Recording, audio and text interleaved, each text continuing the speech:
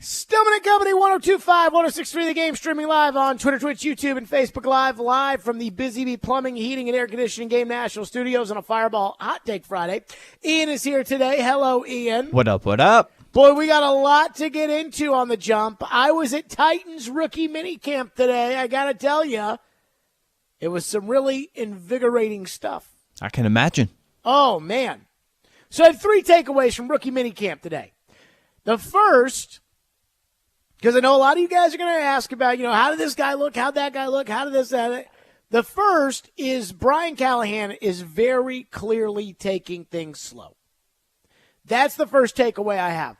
When I got out there today, as they were warming up, it was like, okay, we're going to take one hop, and then you're going to land on the other foot, and then you're going to take another hop. And then they blew the whistle. I mean, it was very, very, very basic stuff. Very, very, very basic drills. They're not pushing things too fast. And quite frankly, I like that. And I'm going to tell you why I like that, because it reminds me of something Nick Saban said on this station years ago. He told Derek, he said, at the University of Alabama, the way we do things is probably different than the way that other places do things. Other places, and he used the example of radio, they probably just stick a microphone in front of your face, say, okay, you're Derek Mason, you played the NFL, go. But that's not how they do it at Alabama. At Alabama, we teach everybody what the expectation is. We show them how to do it, and then we give them the resources, and then once they go through it, then we try to correct them. And I see it far too often where everybody wants to immediately, let's get to competing. Let's get the ball out there. Let's go. Let's do this. They didn't do any of that. So it's not like there was anything special to say, oh, man, Jaquan Jackson with the ball in his hands, he looks like it. There was none of that. But I'm okay with that. Baby steps, especially for the young rookies. Because, again, these guys are going to go through this for about a week.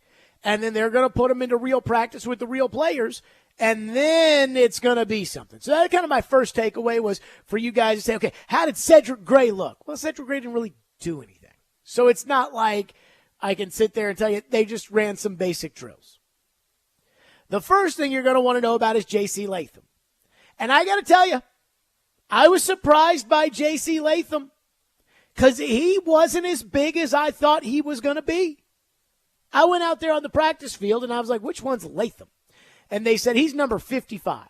And I thought to myself, number one, why would you give J.C. Latham Aaron Brewer's number? But then secondly, I'm watching him out there, and he does look big enough to fit the jersey, unlike Brewer. But I'm looking at J.C. Latham, and all I heard about when they drafted him was, oh, my God, this guy, he's the biggest guy there ever was. And I was talking yesterday on the show with TD, and I'm like, there's two guys that I've walked out on the football field and said, holy crap. Derrick Henry and Cam Newton.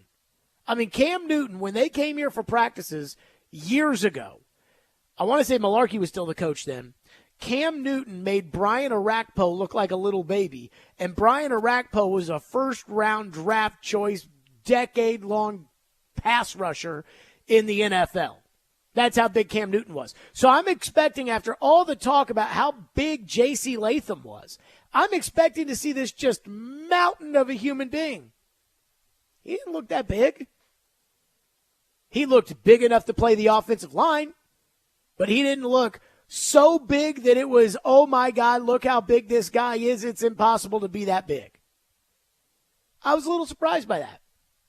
The second thing is, I think J.C. Latham's body is the body of a right tackle. Now, I'm not going to sit here and tell you that Bill Callahan can't make him a left tackle, because Bill Callahan's Bill Callahan, and I'm not going to sit here and tell you if Bill Callahan thinks he can do it that he can't. But Latham's got big, broad shoulders, and here is the one thing that J.C. Latham has that I cannot stop thinking about. J.C. Latham's got the biggest butt I have ever seen. Now, I talk about how I'm not surprised. I'm like, oh, I thought this guy was going to be, like Bowser out there, on the football field, and instead he looks like an offensive lineman, except that tush, I mean, he could turn around and block with that butt. It's like the perfect rebounding butt. He could literally turn around and block, and he wouldn't get called for holding because he'd just keep that big ass in front of people. I mean, I saw that. I was like, okay, Now, when they talk about his power and, the driving of the sleds and things like that, which, again, are usually things that are for run blocking more so than pass blocking, now I see where Latham gets it. Again, it's like, hey, use what your mama gave you. Because I'll tell you, he's got one of the biggest butts I've ever seen in the NFL. Now, the third thing, Tandre Sweat. I told you Latham wasn't as big as everybody was making him out to be. I didn't think Tandre Sweat was that fat. I'm going to be honest. I walked out on the football field today, and I'm like, all right, let's see this big mamma jamma. And I walked out, and I saw Tandre Sweat, and he looked like a defensive lineman.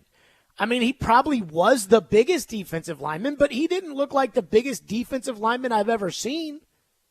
And this morning, I woke up, and again, we know that his weight in college was supposedly 380, and his weight at the combine was 366. And so this morning, I woke up, and I was looking up the weights of some of the better defensive tackles. Some of the guys that were real big, real fat, real athletic. Like back in the day when I was a kid, I saw Warren Sapp supposedly weighed 305. And so I saw Warren Sapp 305. And then I looked up Vince Wilfork. Because I don't think Vince Wilfork will make the Hall of Fame, but I do think Vince Wilfork was probably a Hall of Fame caliber player. And Vince Wilfork was 325. And I'm thinking, oh, dear God.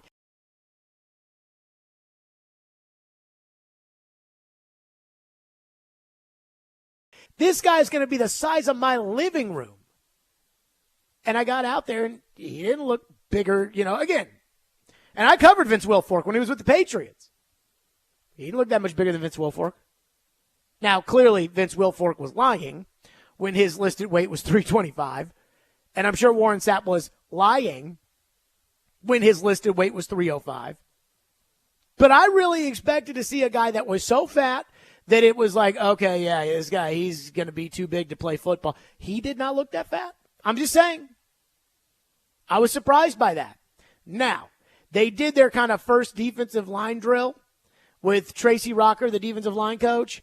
And after they went through the first one, it was like, okay, we got to get a little bit of a water break here. But they're all out of shape because they've all been doing combine stuff and they've all been doing, individual workout drill testing and not football testing and everything else. And there was a lot of grabbing on the shorts. And I'm talking about with Tandre Sweat because I didn't care about any of the other defensive linemen. There was a lot of grabbing on the shorts. There was a lot of grabbing on the shirt, helmet coming up, get a blow here and there. And that's the kind of thing where it's like, I need you to play more than one or two plays and then come to the sidelines. So that's just something to keep in mind. But again, it's the first day of rookie minicamp. I was expecting to see the guy the size of a house, and he wasn't. I was a little surprised by that because, again, if Warren Sapp is 305 and he's 366, again, we know how big Warren Sapp was. Warren Sapp was not 305. There's no way. Warren Sapp had to have at least been 330 pounds, if I'm being honest here. But, again, that was his listed weight. Now, after practice was over, Tandre Sweat talked to the media about the weight. Brian Callahan got up there and said, look, I'm never going to talk about a guy's weight. But Tandre Sweat was asked about it. Here's what Tandre Sweat said. How much of a challenge is it, Tandre, to kind of hit the, I'm sure they have weight targets and so forth for you. You're a big guy, no right. doubt about that. How much of a challenge is that for you?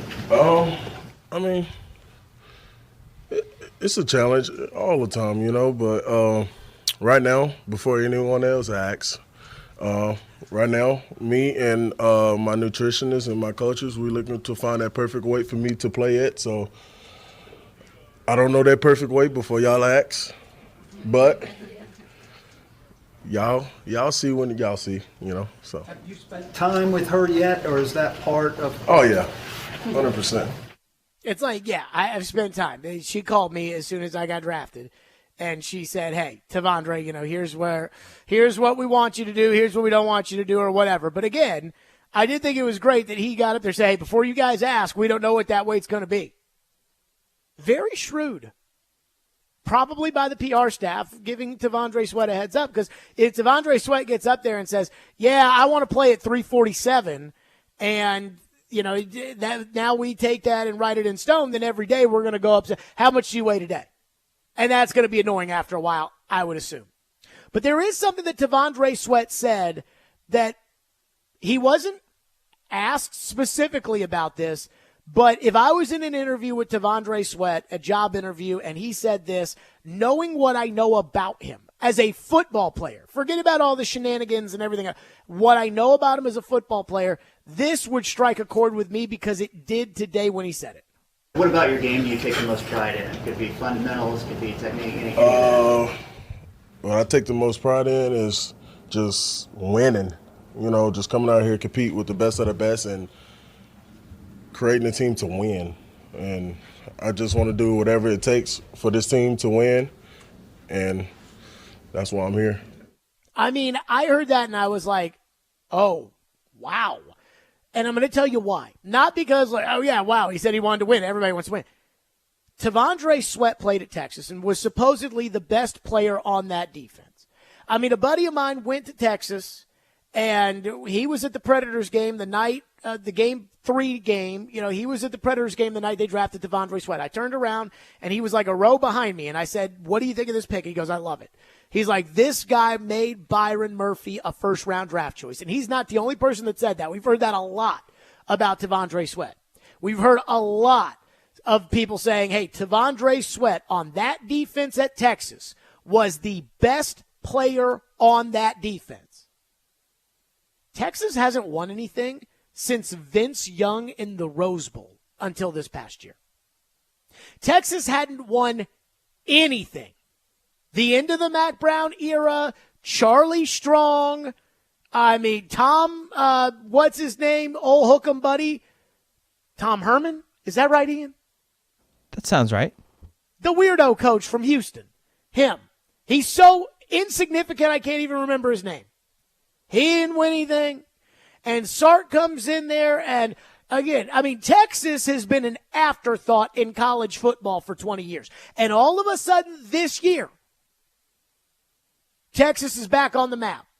They're in the playoff. They're competing for the national title. That Washington is a very good team. They beat Alabama in Tuscaloosa, and Alabama couldn't move the football on them. That was the game where everyone was like, oh my God, Jalen Milroe sucks so bad. Alabama can't, and he was the best player on that defense.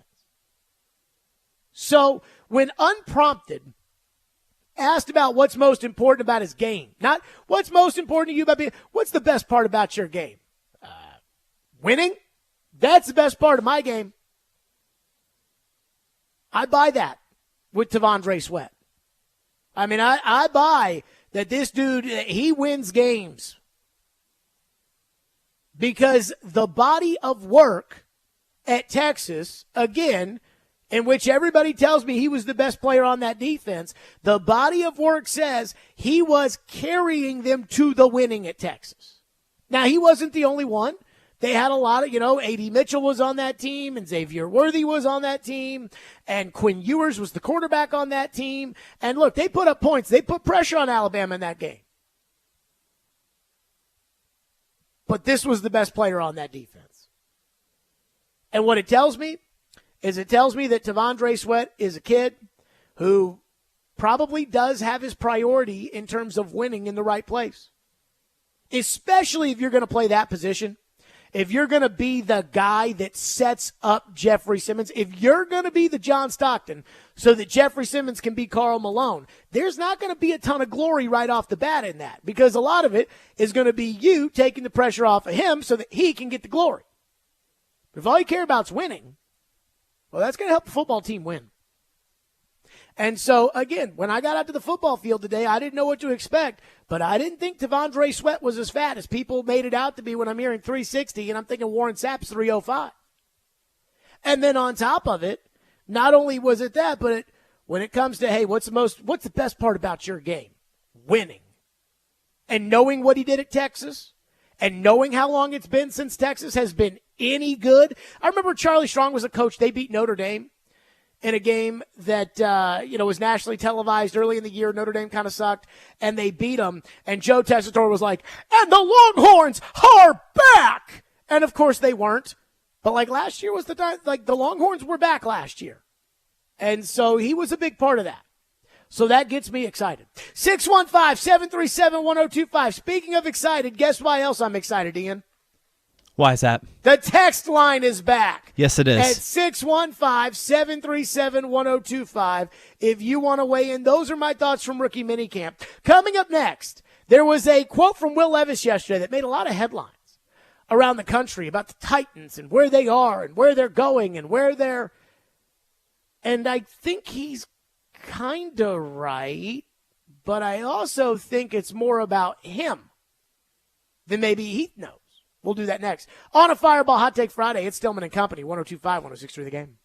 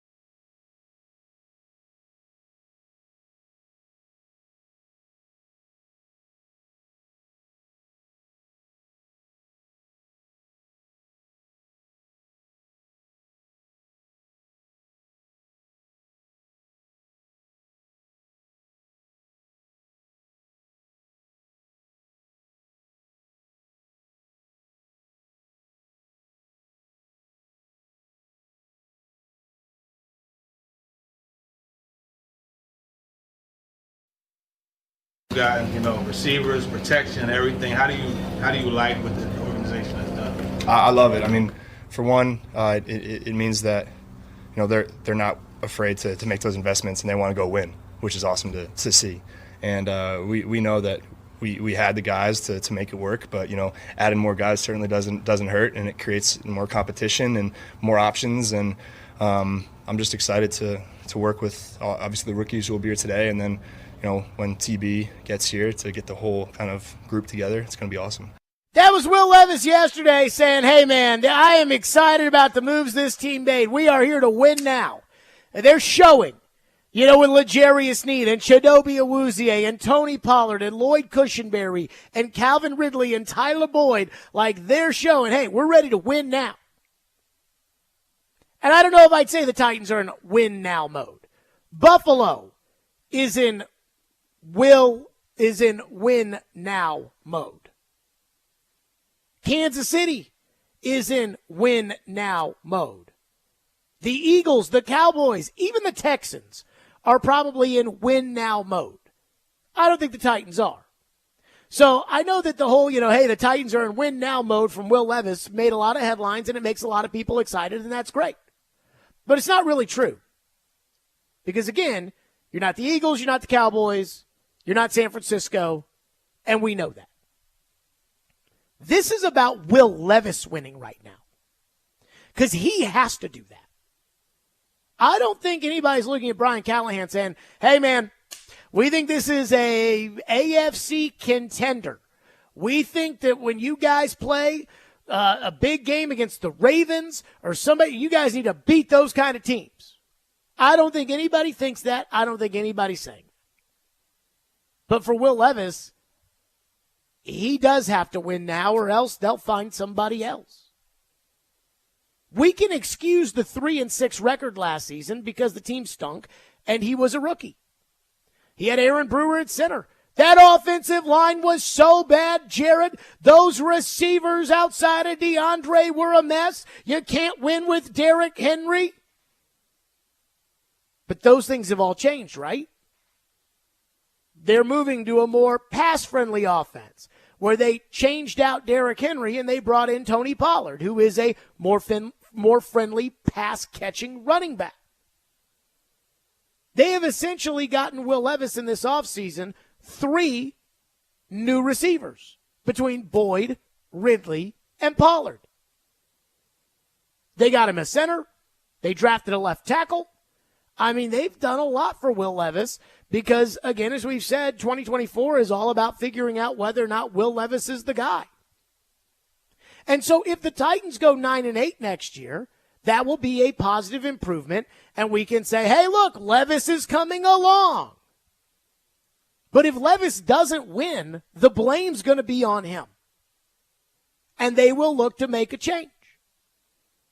Again, Brian Callahan won't get fired if this team doesn't win. If this team doesn't win, in spite of all the additions they've made, then they will say, well, you just can't do it with Will Levis. And that's the reality of the NFL. And I'm not predicting or projecting or anything saying that Will Levis isn't going to be able to do this, because as I have said 1,000 times, I don't know if he can or he can't. Will Levis has to win some games this year. Sam Howell, for instance, threw for almost 4,000 yards last year.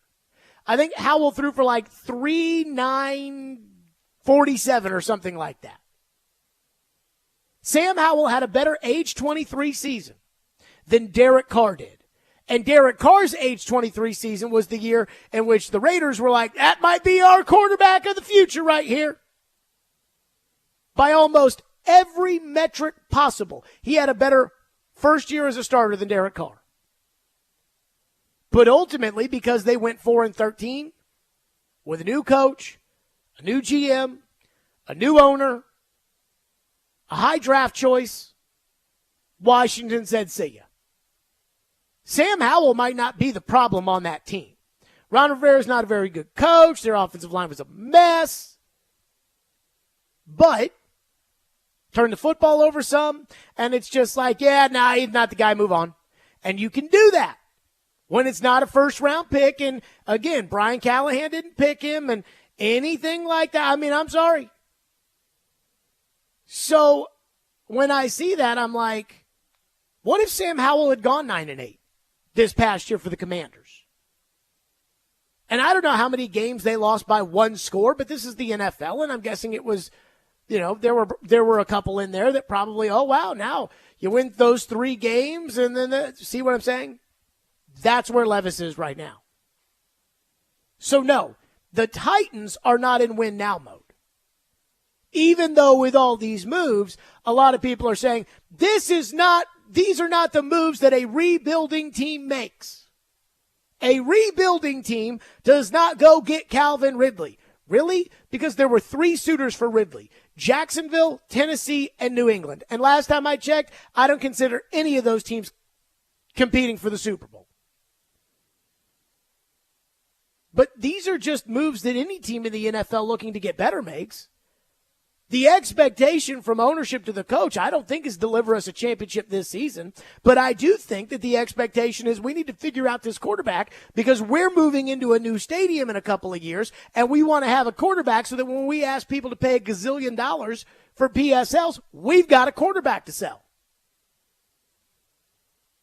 So I know Will Levis is just answering the question. I mean, I don't think Will Levis's mindset changed at all from the beginning of the offseason to now, where he's like, yeah, we really want to win. He wanted to win last year when the team was garbage. But again, the whole win now thing, it's not the team that's in win now mode. It's Will Levis, who I think is in win now mode, or else he's the guy who's going to face the brunt of it. Fairly or unfairly. And I didn't watch the Commanders this year, so I can't tell you whether or not Sam Howell is any good. I just know that Sam Howell threw for a crap load of yards this year and threw for 20-something touchdowns. Now, he did throw 20-something picks. But that at age 23, he didn't look like some guy that just couldn't play football. But, again, he's the quarterback. And winning is a quarterback stat. Daniel Jones, in a year that was considered a rebuilding year under Brian Daboll, got to the playoffs. Saquon Barkley stayed healthy. They got some receiving options, and Daniel Jones was able to get them into the playoffs, and thus Daniel Jones got a contract extension. Daniel Jones had a bad year after that, tore his ACL. Now they can't wait to get rid of Daniel Jones.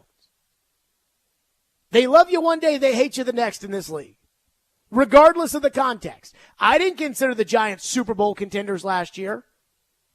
But that's just how this league works. So the headline, do we have a win now team? It's like, I don't think so, but Levis needs to start winning now.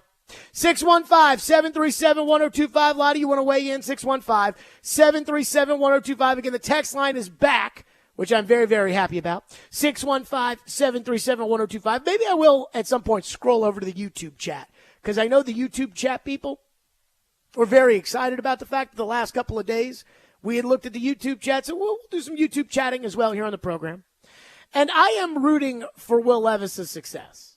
But there is one reality here as the new offseason really starts. The player acquisition portion of the offseason is over. Now it is the improvement of the football team. And there's really only one thing that's promised here. We'll do that next. 615-737-1025. First, we're going to talk about Window Nation. That's right. I love Window Nation. They are fabulous. It is Window Nation's semi-annual sale, and it is a big deal because right now you can get 50% off all windows along with no interest for 5 years. Plus, bonus savings when you schedule a consult today. If your windows leak, get foggy, or get hot, or you're paying high utility bills, that is a big deal. With Window Nation's semi-annual sale, you can replace your windows and save a big deal too. Schedule a no-obligation in-home estimate now. Again, that's 50% off all windows along with no interest for 5 years and bonus savings when you schedule that consult today. And again, schedule the no-obligation in-home estimate. Call 866-90NATION or visit windownation.com. That's 866-90NATION, windownation.com.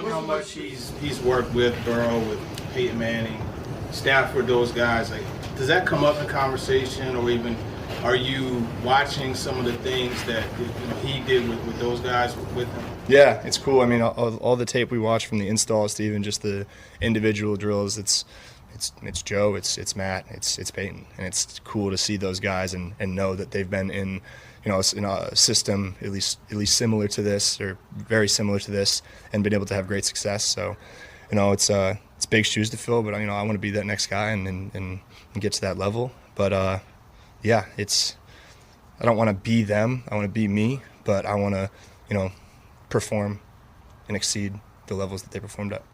I want you to be them too, Will Levis. Talking about yesterday with Brian Callahan, hey, Peyton, Stafford, Burrow. I'm not going to lie to you. I think I've told this story on air. I don't know if I'm sure I've told this story on air before. I tell the same stories all the time. But years ago, when I really was starting to get established as a radio host, I was in Louisville, and they had a guy that used to be one of the big wigs at ESPN who was consulting for that station, was also consulting for our station, and is a big-time radio guy by the name of Scott Basteller. He was a program director at a radio station in Portland, Oregon. Colin Cowherd was his midday talent. He went to ESPN, brought Cowherd with him. And when I was 24 years old, and it was just, I took such a liking to this guy because, again, he was the guru that had found Colin Cowherd, and and he said to me, he goes, you kind of remind me of Colin. I was like, what? Really? And so there is something to be said for this idea of like, hey, this guy's working with Peyton Manning. This guy's working with Stafford and Joe Burrow. And if he says like, hey, you kind of remind me of Joe Burrow doing this, or you kind of remind me of Peyton Manning doing that, there is, I think, a little confidence building that comes from that. That being said, I've had 10 years since then and gotten better consistently. With Will Levis, I think this is a one-year thing, man. I like Will Levis, and I am rooting for Will Levis. And you know that. But if he doesn't get it done this year, I think they'll move off of him. Because at the end of the day, this is the only guaranteed opportunity where Will Levis is the guy. And he has to earn that for next year with the way he performs this year. C.J. Stroud will be the guy next year in Houston no matter what. I think Anthony Richardson and Bryce Young will be the guys no matter what, but Levis wasn't taken in the first round. And Levis's team is moving into a new stadium. And even though everybody here says only good things about Levis, and the way the city feels about Levis is way different than how the outside feels about Levis, there is, I think, in the back of everybody's mind this idea that maybe Levis isn't that good. So we shall see.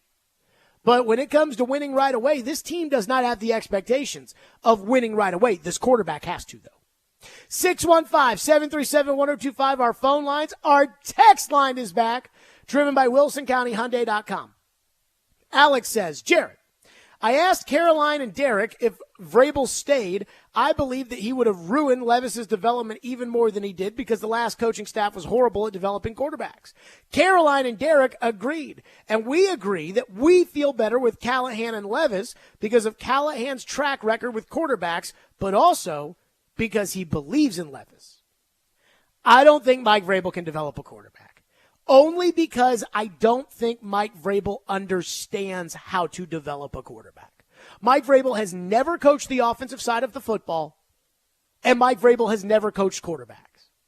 And I believe that developing a quarterback is a very long, expensive, and arduous process.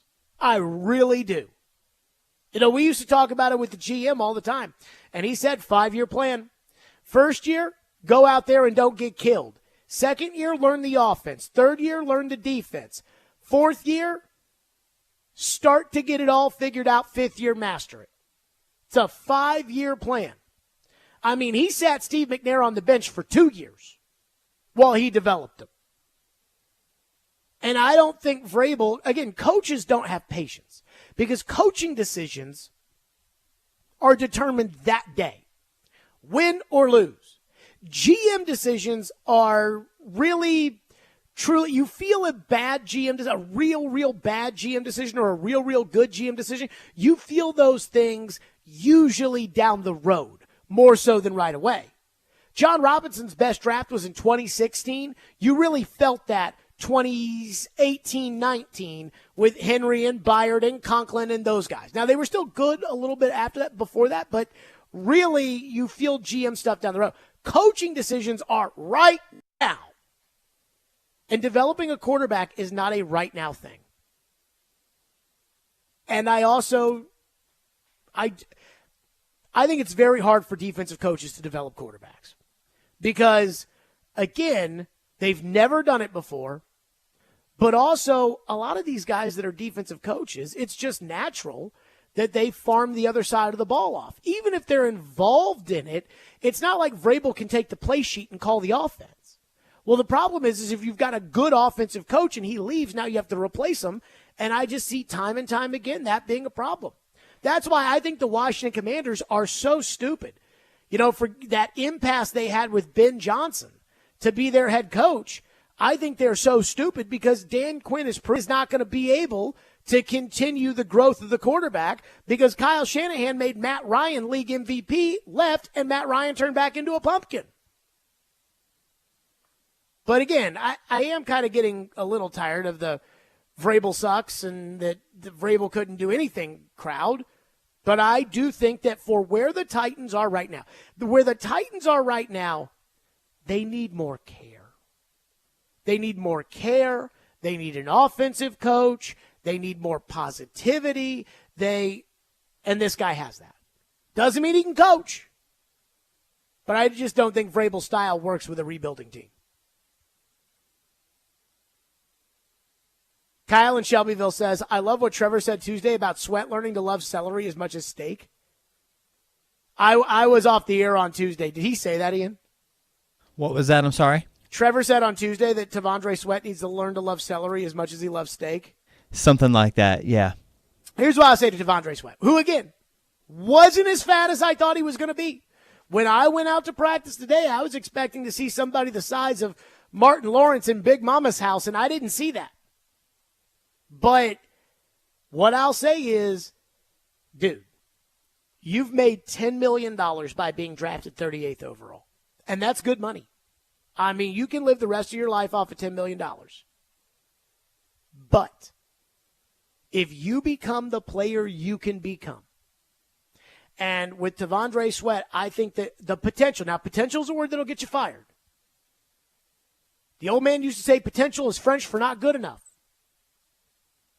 But if you can become the player that you have the potential to be, the Vince Wilfork type player, the Warren Sapp type player, you become that, you're going to make $100 million.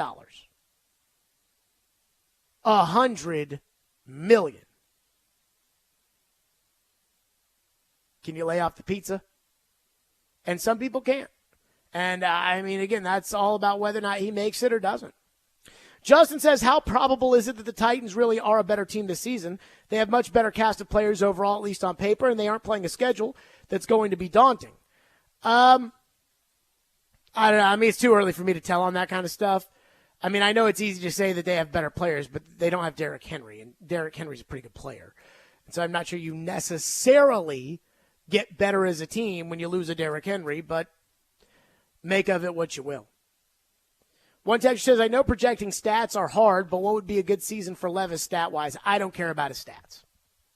I do not care. Again, Sam Howell threw for 4,000 yards last year. He's back up now. To me, Levis has to give you a chance in pretty much every game.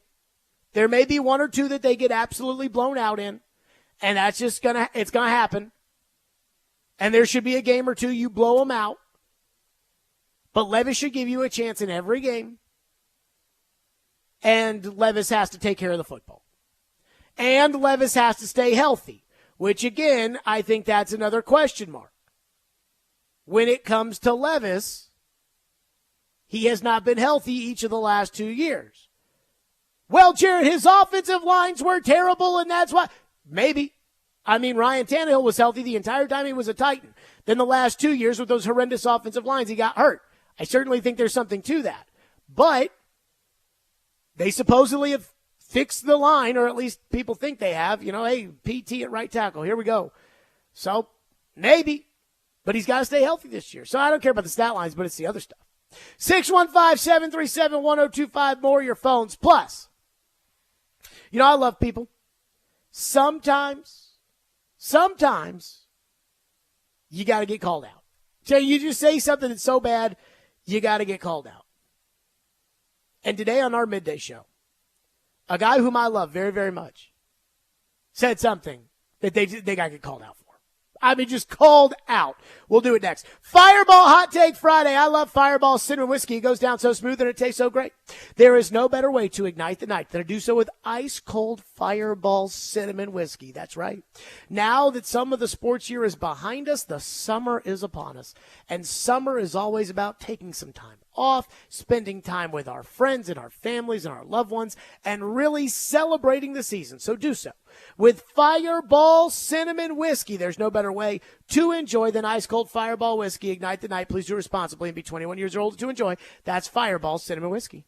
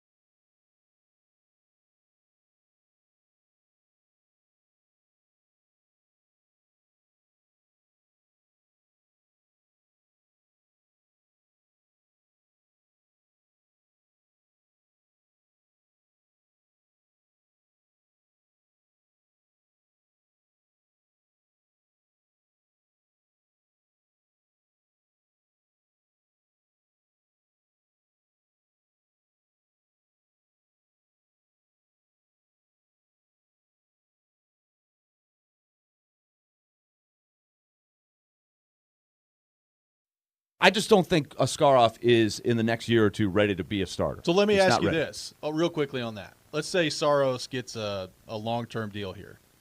How long are you willing to go with Askarov as the backup? If Saros is on a 6-year deal, is Askarov waiting 6 years? Like, what do you do? I think you for about 2 or 3 years have him penciled in as your backup, Okay. and you evaluate as you go. But I think you sell him. First of all, I think Askarov is frustrated to the point. I think part of why he's not doing well, it's a big part, because I think there's a lot of people that think, well, you just trade Saros and put Askarov in there as your starter. I've got big problems with that. Willie Donick on his crusade this week to explain to everybody why the Predators have got to extend UC Saros.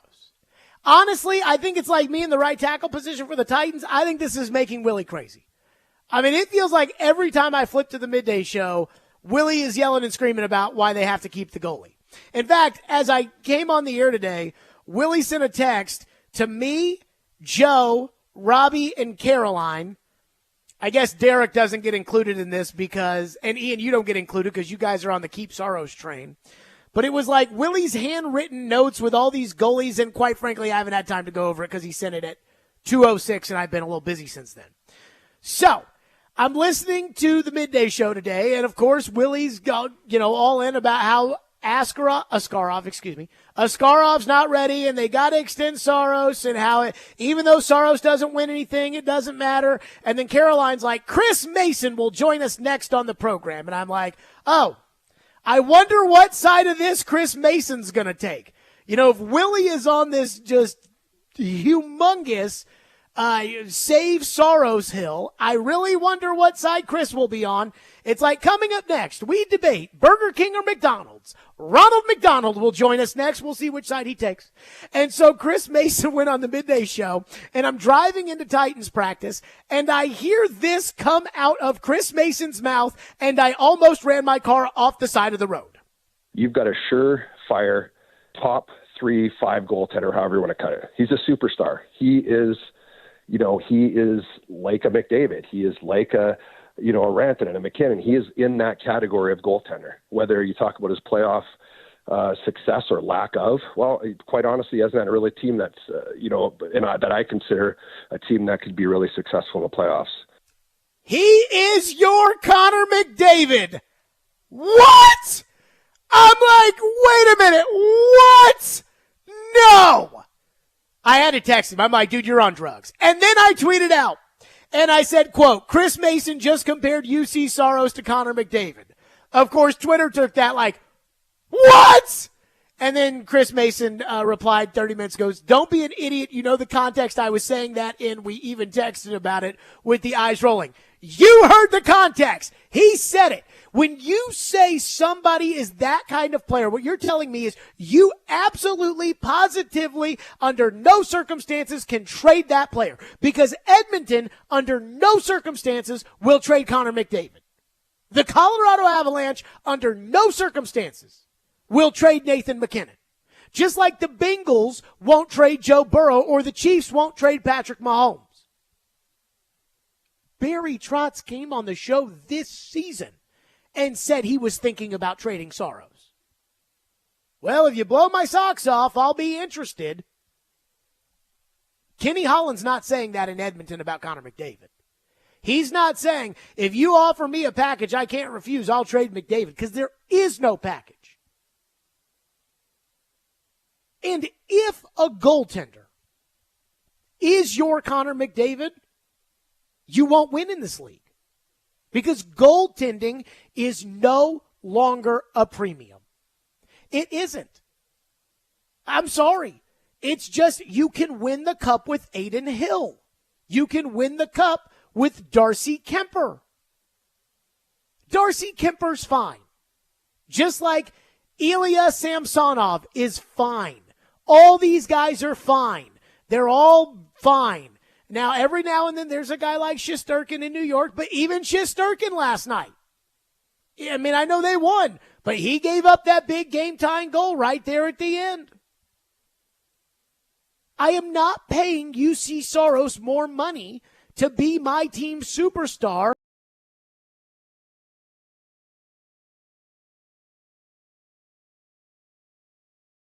But if Askarov's not ready, then what do we do? Wait 15 years for him? He was drafted in 2020. This show was still Jared and the GM when they drafted him. We're not waiting forever. Now, this may be a possibility here that, nobody's really talking about much, but they may have soured on Askarov. Like, that may be, I'm talking about the organization. Because I get all this stuff right now about, like, you can't trade Saros. I mean, if you trade Saros, it's going to be just terrible, and you're going to. Barry Trotz talked about it at the deadline of being something he was considering before this team went on that heater. So if they were considering it then, if they were considering trading the goalie then, and then putting an average goalie in net, I can't even remember who New Jersey's goalie was at the time when there was that talk about trading him to New Jersey, and then New Jersey would send their goaltender back in return, and it'd be him and Lankinen, and then they'd call up Askarov, and, they'd play Askarov some or something like that. I can't even remember who it was, and I don't care. But, like, that's what you did. That's what was a realistic possibility at that point. Well, now we're 3 months later, and it's like, oh, no, you could never. They thought about doing it before. And again, like Chris Mason, I love you. I do. But when you say something as stupid as UC Saros is your Connor McDavid, then I can't take the rest of that seriously because that's ridiculous. There is not a single goaltender in the NHL who matters as much as one of those high-end skaters. Not a single goaltender. I don't even know who's going to win the Vezina Trophy this year. Hellebuck. Oh, how's his team doing? By the way, as far as, the goalies are concerned, last year's Vezina Trophy winner is on the bench in the playoffs right now for Boston. And he won the Vezina Trophy last year. Goalies are like closers in baseball. They're volatile. And UC Saros is not Trevor Hoffman. He is not Mariano Rivera. He's Armando Benitez. We need somebody that can bat third in the lineup, not a closer. So don't give me this. That's like saying, yeah, you can't trade Armando Benitez. You can't trade this closer who's good because, he's your Cal Ripken. What? He's your Barry Bonds. It's ridiculous. And now this whole Saros thing, it's gotten to a level of ridiculousness that, again, I'll say it for the umpteenth time, and I mean no disrespect to David Poile when I say this, but it's true. If you do David Poile things and extending Saros because, oh, God, we can't, oh, my God, if Samsonov's the goalie, what's going to happen? That's what David Poile would do. If you do David Poile things, you're going to get David Poile results. The first move Barry Trotz made was to fire the coach, and a lot of people were shocked by it. Why? Because David Poile would have never done that. I think it worked out pretty well. 615-737-1025 is the phone number, 615-737-1025. Brian Callahan said something yesterday that everybody thinks is the truth, including me. I think it's the truth. But then I started thinking about, so how's this going to work? And I'm not sure I figured this out. We'll do that next. Stillman and Company, 102.5, 106.3 The Game.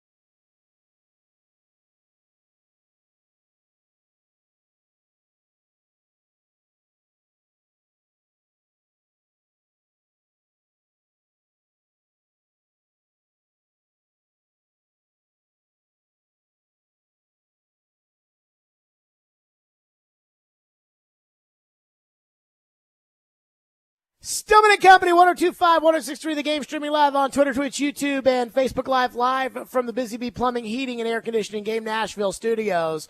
So let's go over the entire Treylon Burks timeline, right? On draft night, Titans trade A.J. Brown for Treylon Burks. I know there was a third-round pick included in it, but again, you know the trade. Burks shows up for rookie mini camp out of shape with asthma. It was a disaster. Burks practices kind of well at the beginning. Burks gets hurt, Burks comes in. Burks gets hurt, Burks comes in. Then, in the middle of his rookie year, Burks started to take off. The Green Bay game, followed by the Cincinnati game, and then he had one 25-yard touchdown catch against the Eagles. He got decapitated in the end zone, and his season was essentially over. All the optimism, hey, he's in great shape. He's been here for the offseason program. He's this going into last year, and it looked that way in training camp, and then he hurt his knee against Minnesota. Then he dropped the ball against the Saints. He dropped the ball against the Browns. He got hurt. Then he got hurt again. And then that was pretty much it. Oh, and then he dropped the ball against the Texans to start the game on a ball that would have been like a 75-yard Will Levis completion, and it hit him right in the hands, and he dropped it. And at that point, even somebody like me who thought he had more natural talent than A.J. Brown, even somebody like me has to say, I can't rely on you. And as the Titans have gone through the entire process of the offseason, I did not consider him an important part of the team. And I still really don't. Then the Titans signed Calvin Ridley. Then the Titans went after Malik Neighbors. Then the Titans signed Tyler Boyd. And when they signed Tyler Boyd, everybody thought to themselves, ooh, that's bad for Treylon Burks. But Brian Callahan got up there yesterday, and if anybody thought that the Titans had soured on Treylon Burks by giving one guy $50 million and bringing in another guy specifically to play the slot, Brian Callahan wants you to know, even though he can't correctly pronounce Treylon Burks' first name, he wants you to know that there is still a role on this team for Treylon Burks. As far as Treylon's role, he's going to play everything. We've told him that from the beginning.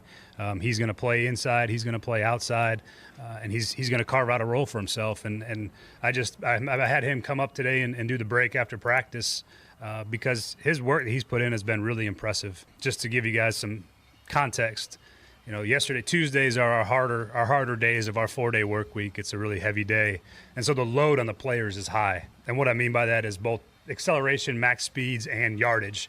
And so Treylon, I think, ran 3,591 yards on Tuesday and then hit our top speed and team-leading top speed at 22.6 miles an hour in practice. So super impressive workload and performance. And so he's had a really good offseason. I'm excited about what he can bring for us. I meant when I said that the other day that I think he's going to have a role to play.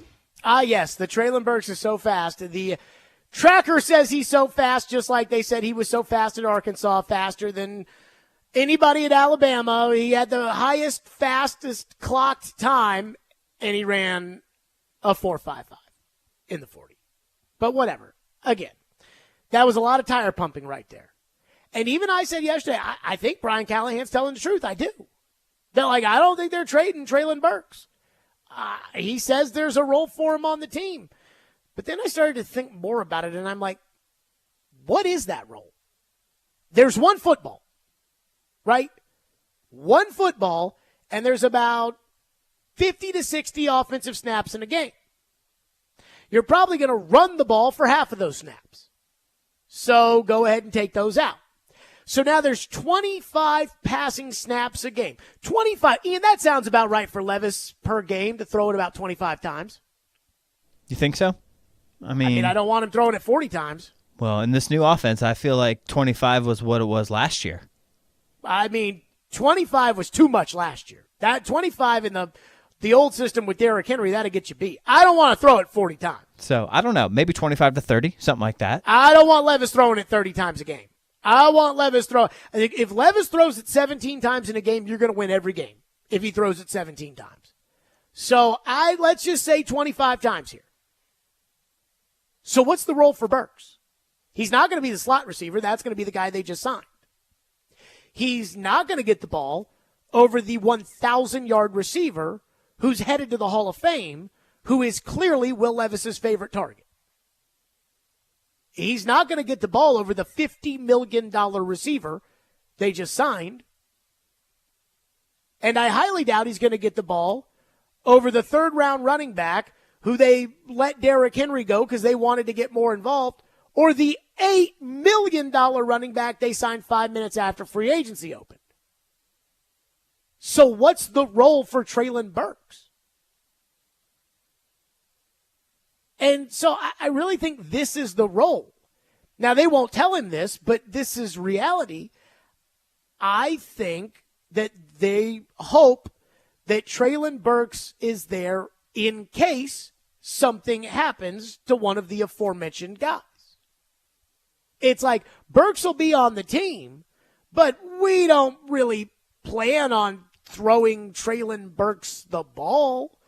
I mean, how can we? We have to throw all the other guys that we're paying all the money to the ball.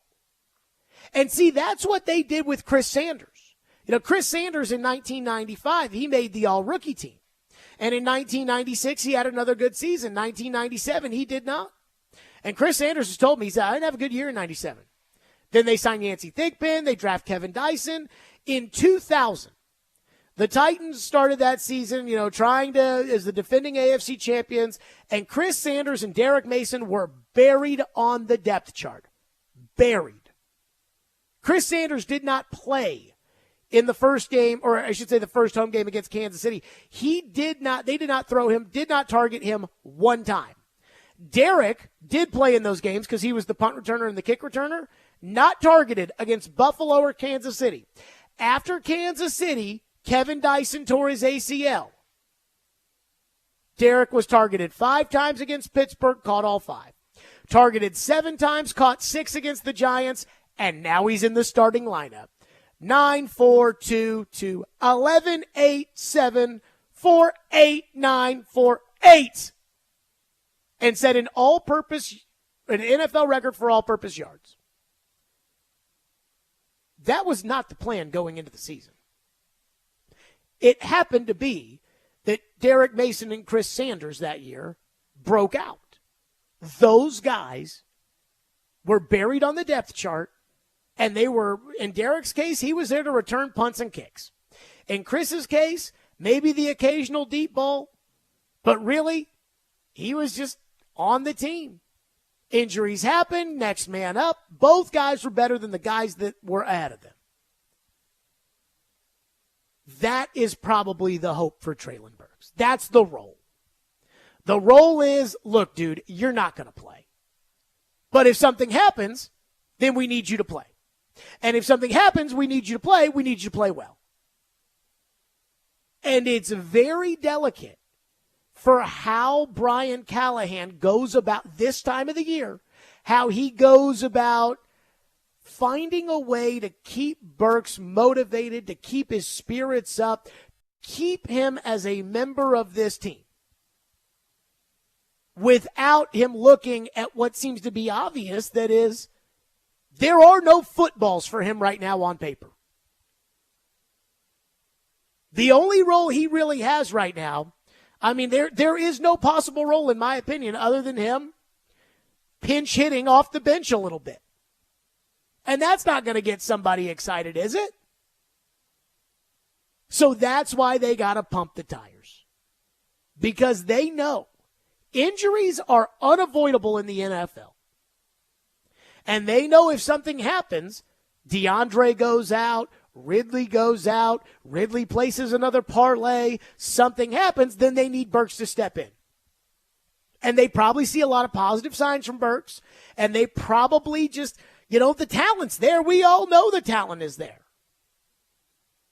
But as far as there being a true role like Brian Callahan yesterday, hey, he's going to play inside out. He's going to be an important part of the team. He broke him down yesterday because he's so important. No. That role doesn't exist. Because he's not going to get the football over the Hall of Fame wide receiver, the $50 million receiver, the guy they signed this week, the $8 million running back, and he doesn't play tight end. And it's just reality. But that doesn't mean that they don't want him on this team or that they don't see a role or anything else.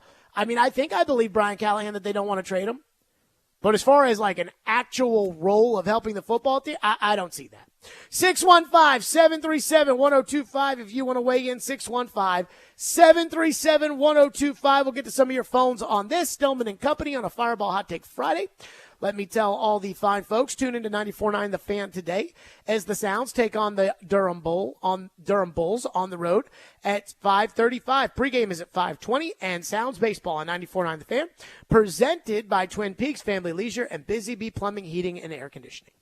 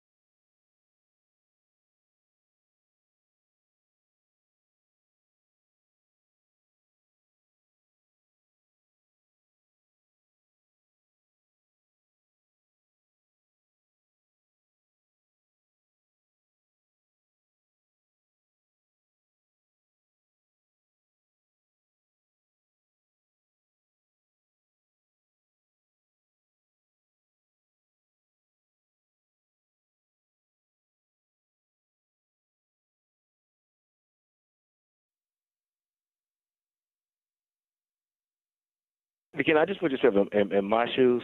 You know, when I was sitting there when they got brought all those guys in, my first inclination is I want to trade. I want to be out of here. I don't want no parts of this organization. That's how I initially felt. But what I had to do is I had to tell my emotions to shut up, because my emotions were telling me that they don't care about me, that, you know, all this crazy stuff that I was thinking in my mind. And I know Burks is actually thinking the exact same thing. You know, they brought in Boyd. They're bringing in all these receivers to replace me. So instead of letting your emotions lie to you learn the playbook in and out. Run your route, every route with intensity. You know, catch every pass being intentful. And when you do that, your play is going to overshadow what's going on. Because even though we have all these guys with Ridley, Hopkins, and Boyd, what if one of those guys get hurt? What if those other two guys get hurt and you didn't do what you're supposed to do and you're not ready and prepared? So be prepared like you're the starter, and when you get a chance, you're going to actually play. That was Chris Sanders on our show Wednesday talking about Treylon Burks. And I looked this up during the break because I think the hope here, I mean, I believe Brian Callahan when he says, you know, we want Treylon to be on this team. Now, he's going to be a big part of this team. He's going to have a role on this team. I don't see it. Not if things shake out the way they're designed. But they want to keep Treylon Burks' spirit up, because if anybody goes down, then they want to stick Treylon Burks in there instead of being, you know, stuck with NWI and Kyle Phillips. And I get it. And I looked this up during the break. Chris Sanders in his career, first of all, he was named to the All-Rookie team in 1995. In 1996, he had 105 targets. You know, that is number one receiver type stuff. 105 targets in 1996. Again, this is not 2022 where we throw the ball 80 times a game. By 1998, Chris was targeted 20 times in the season. 20. It'd be real easy to throw in the towel there. 48 targets the next year, although 10 came in one game. And he didn't do much at the beginning of the year. Yancey Thigpen gets hurt. Kevin Dyson tears his ACL. Carl Pickens is a complete a-hole. And all of a sudden, they're relying on Derek Mason and Chris Sanders. And I've heard Derek tell the story about the guy that really convinced him when things weren't going his way. And in 1999, the year they went to the Super Bowl, in large part because Derek returned a free kick in the AFC Championship game for a touchdown, Derek had 19 targets the entire season. He was inactive twice and didn't play in the third game. Think about that. I didn't even know this. Apparently, some guy named Roel Preston was returning punts. I was 10 years old. I thought Derek returned them all that year. He didn't. Roel Preston. Ian, you ever heard that name before? Nope. Who the hell is Roel Preston? Anywho, never heard of him. He was returning punts. Derek was inactive for the first two games, did not play. That Cincinnati game, that Al Del Greco kick, they won by 1 point, the first game ever at Nissan Stadium, Derek wasn't even active. And Derek has said before that it was Chris that said, hey, don't let them ruin your spirit. Don't let them bring you down. Don't let, the coaching and you just go do you. And thank God they did, because Chris Sanders and Derek Mason, I almost said Derrick Henry, Chris Sanders and Derek Mason were a humongous part of the best Titans team ever. And if they had thrown in the towel, they wouldn't have been. Now, you guys know Chris Sanders. I think it's hilarious hearing Chris Sanders say, my first reaction was I wanted a trade. Could you ever imagine Chris Sanders walking up to Floyd demanding a trade? I couldn't. But again, he's built differently, folks. In terms of pure positivity, teamwork, friendship, tote the rope in the right direction, they don't make them like Chris Sanders. And I wonder if Treylon Burks, can have that same sort of mentality that those two guys had, that if there's an injury, and again, injuries happen in football, that he can step up to the plate, because that's really all they can offer him right now. They cannot, and they can say, hey, we want you to break us down. We think you're a big part of the team. We love you. We want you to work hard. They can say all of that. But when you sign Tyler Boyd, they're not signing Tyler Boyd to sit on the bench. They're signing Tyler Boyd to play. And I don't know. Society's different now than it was then. And again, Not everybody's built like Chris and Derek. One texter into the text line, our phone lines are driven by WilsonCountyHunter.com, says it depends on how Treylon Burks does now. Now that he knows that they don't have to have him, you'll see he will step up. I mean, I hope. Last year was the year that it was like, hey, man, your rookie year didn't go to plan because of the injuries, because of the asthma, because of the everything. And to Burks' credit, last offseason, he pushed his chips in the middle. He did everything that he could have possibly done that was asked of him. I mean, PK wrote the story that the day before the first day of OTAs, again, all the stuff in OTAs and everything, all that's voluntary. You don't have to be there. There are a lot of things that are voluntary for my job that I don't go to all the time. Now, the mandatory stuff, I'm always there. Like office cleanup day. But the voluntary stuff, sometimes I'm there, sometimes I'm not. But Treylon Burks was so dedicated to getting to that voluntary OTA last year that PK wrote the story. He flew this tiny little Cessna plane so he could get there for the start of OTAs because there were no rental cars and his flight got canceled. He was dedicated. I mean, I saw his body type at the OTAs last year. It was different than it was his rookie year. He had put in the work. And then I watched him get hurt in Minnesota. And, I mean, it's unfortunate. But so last year was the year where the Titans had basically said, hey, man, this is your year. And we can't do this every year where it's like, okay, well, now is his year to step up. That was last year. This year is his year for him to go about his business, do his job, and be ready to play. But have the understanding he's probably going to sit on the bench this year. If everything goes to plan, Treylon Burks will be on the bench. And I mean, again, I think Brian Callahan is saying what he's saying because he's probably sitting down with Treylon Burks and having the conversation of, hey, man, we need more than 3 receivers to win, and we need you on this team. And I don't think that he can say that to him and then go into the press conference and say, yeah, well, Treylon's a part of the team. I think that he went out there yesterday and was like, Treylon is a big part of this team. He's going to have a big role. And he ran 3,159 total yards yesterday. I think he did that because he wants to send a message to Burks that he values him when the actions of the organization say that they don't. One texter into the text line says, Jared, why is it we haven't heard much interest at this point about getting a good backup quarterback in case something happens to Will Levis? You got to take that up with Ran on March 12th or whatever day it was that they signed Mason Rudolph. And if Mason Rudolph has to play, I expect him to stink. He might be able to win you a game. To me, going to Mason Rudolph as the backup was like going to Blaine Gabbert. And Blaine won you 2 games, the Houston game and the Washington game. But when you really needed Blaine to come through in that Indianapolis game, 3 was just too much to ask. Ryan says the Titans are going to throw the ball 30 times a game, probably closer to 35, based on the offense that Brian Callahan has been a part of, and Burks will be the deep threat option unless he falters. Ridley is the deep threat option, and I just don't see 35 passes a game. If they throw the ball 35 times a game, why in the world would you pay a backup running back $8 million? If you're going to throw it 35 times a game, why would you pay a second running back $8 million? I mean, running the football is still cool, kids. Like, I am a fan of running the ball. Especially when the anchor of your defensive line might need you to eat a little bit of clock up so that he can sit on the sideline in the shade for a little bit. Skyler says, I'm from Arkansas. I was overly excited to see Burks come to the Titans, but I quickly had my heart broken with his results. I hope for the best. If he can show 75% of the talent he showed at Arkansas, he would be a game changer for the Titans. I hope for the best, but expect the worst. See, I don't count on Burks. Like, I don't know if you guys are or aren't, but I'm not.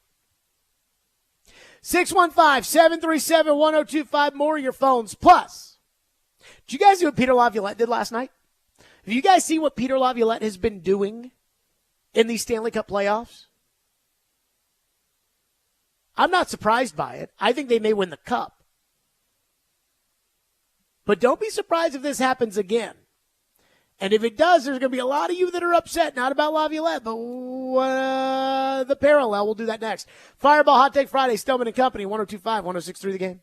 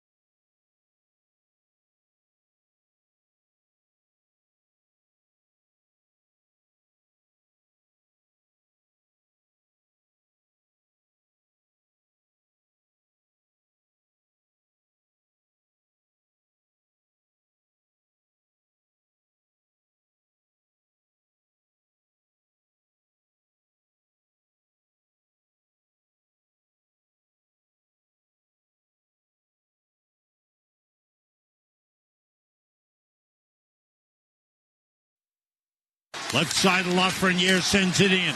Round the boards it goes. Missed by Orlov. Played it. Score! Score! Yes! Yes!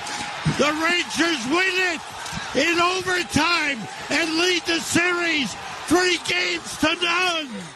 This is a resilient group, and they've been in these situations before. And I think just sending messaging that we were doing the right things. We're gonna finish this because of what we've been through and the way we're playing the game right now. I miss that guy as a Predators coach. Laviolette 3-0 in this series, 7-0 so far in the playoffs with the Rangers. Adam Vingan sent me this little nugget that New York improved to 7-0 in the Stanley Cup playoffs and matched the longest winning streak to begin a postseason by a President's Trophy winner, a mark that the club set in 1994 en route to its most recent Stanley Cup. The odds-on favorite to win the Cup, Peter Laviolette and the New York Rangers. And Ian, remember last summer who the second guy they were interviewing for the job was? The other finalist for the job? Are we sure he was a finalist? That's what they said. They said they were leaning. Well, they interviewed John Hines. I mean, there was chatter that they were going to hire John Hines over Laviolette. Oh, my God. That would have been a disaster. Now, everybody knows I like Laviolette, even though I was on his ass when he was the coach. But I have all the respect in the world for Peter Laviolette. I think he's a tremendous coach, and I am not surprised at all by what he's doing with the Rangers. That being said, it probably was getting towards time for him to go when he was here with the Predators. Now, I thought Laviolette should have been given the rest of that 2019-2020 season. I thought it was ridiculous to fire him midway through a year after he'd won back-to-back division titles. But, David Poile was desperate, so he pulled the trigger. That being said, it did feel like Laviolette's tenure had run its course. And it kind of followed the trend that Laviolette had said everywhere else, whether it was Carolina, Philadelphia, here, you name it. Peter gets there, he wins. In the case of Carolina, he won the Cup. In the case of the Predators and the Flyers, he got to the Cup. And then after 3 or 4 years, he's pissed off everybody, and it's time for him to go. That's going to happen probably in New York, too. I mean, I'm rooting for him to win the Cup. And I'm rooting for that not to happen, but I think that's probably going to happen. But the reason I bring this up is not to talk about what coulda, shoulda, woulda been with Laviolette or whether or not they should have had him. By the way, it must be up Carolina's tush that Laviolette has him 3-0. Like, it must just kill them because he's a former coach there. But I can't tell you how many similarities that I've seen between him and Mike Vrabel over the years. Like, to me, Vrabel was the football version of Laviolette, which is Vrabel is a great motivator, Vrabel is a good coach, and Vrabel eventually pisses everybody off and has to go. We just don't have that established track record for Mike Vrabel because Mike Vrabel has only been here as the coach. So when you see what Laviolette's doing, I'm sure a lot of you are not surprised by the success that Laviolette is having with the Rangers because Laviolette's had success everywhere for the most part. The Washington job, he took it and they got to the playoffs, but that team was old. Like, that team, the window had closed and there was really nothing Peter could do. This team is a bona fide championship contender, and he's coaching them that way. But eventually, it'll probably go like everything else. That's Vrabel. So the reason I bring this up is because right now we're living in a spot where, and I don't know if this is the text line and Titans Twitter or if this is really how the Titan fan base feels, but we're living in this revisionist history kind of, it makes us feel better about ourselves to talk about how bad Mike Vrabel is.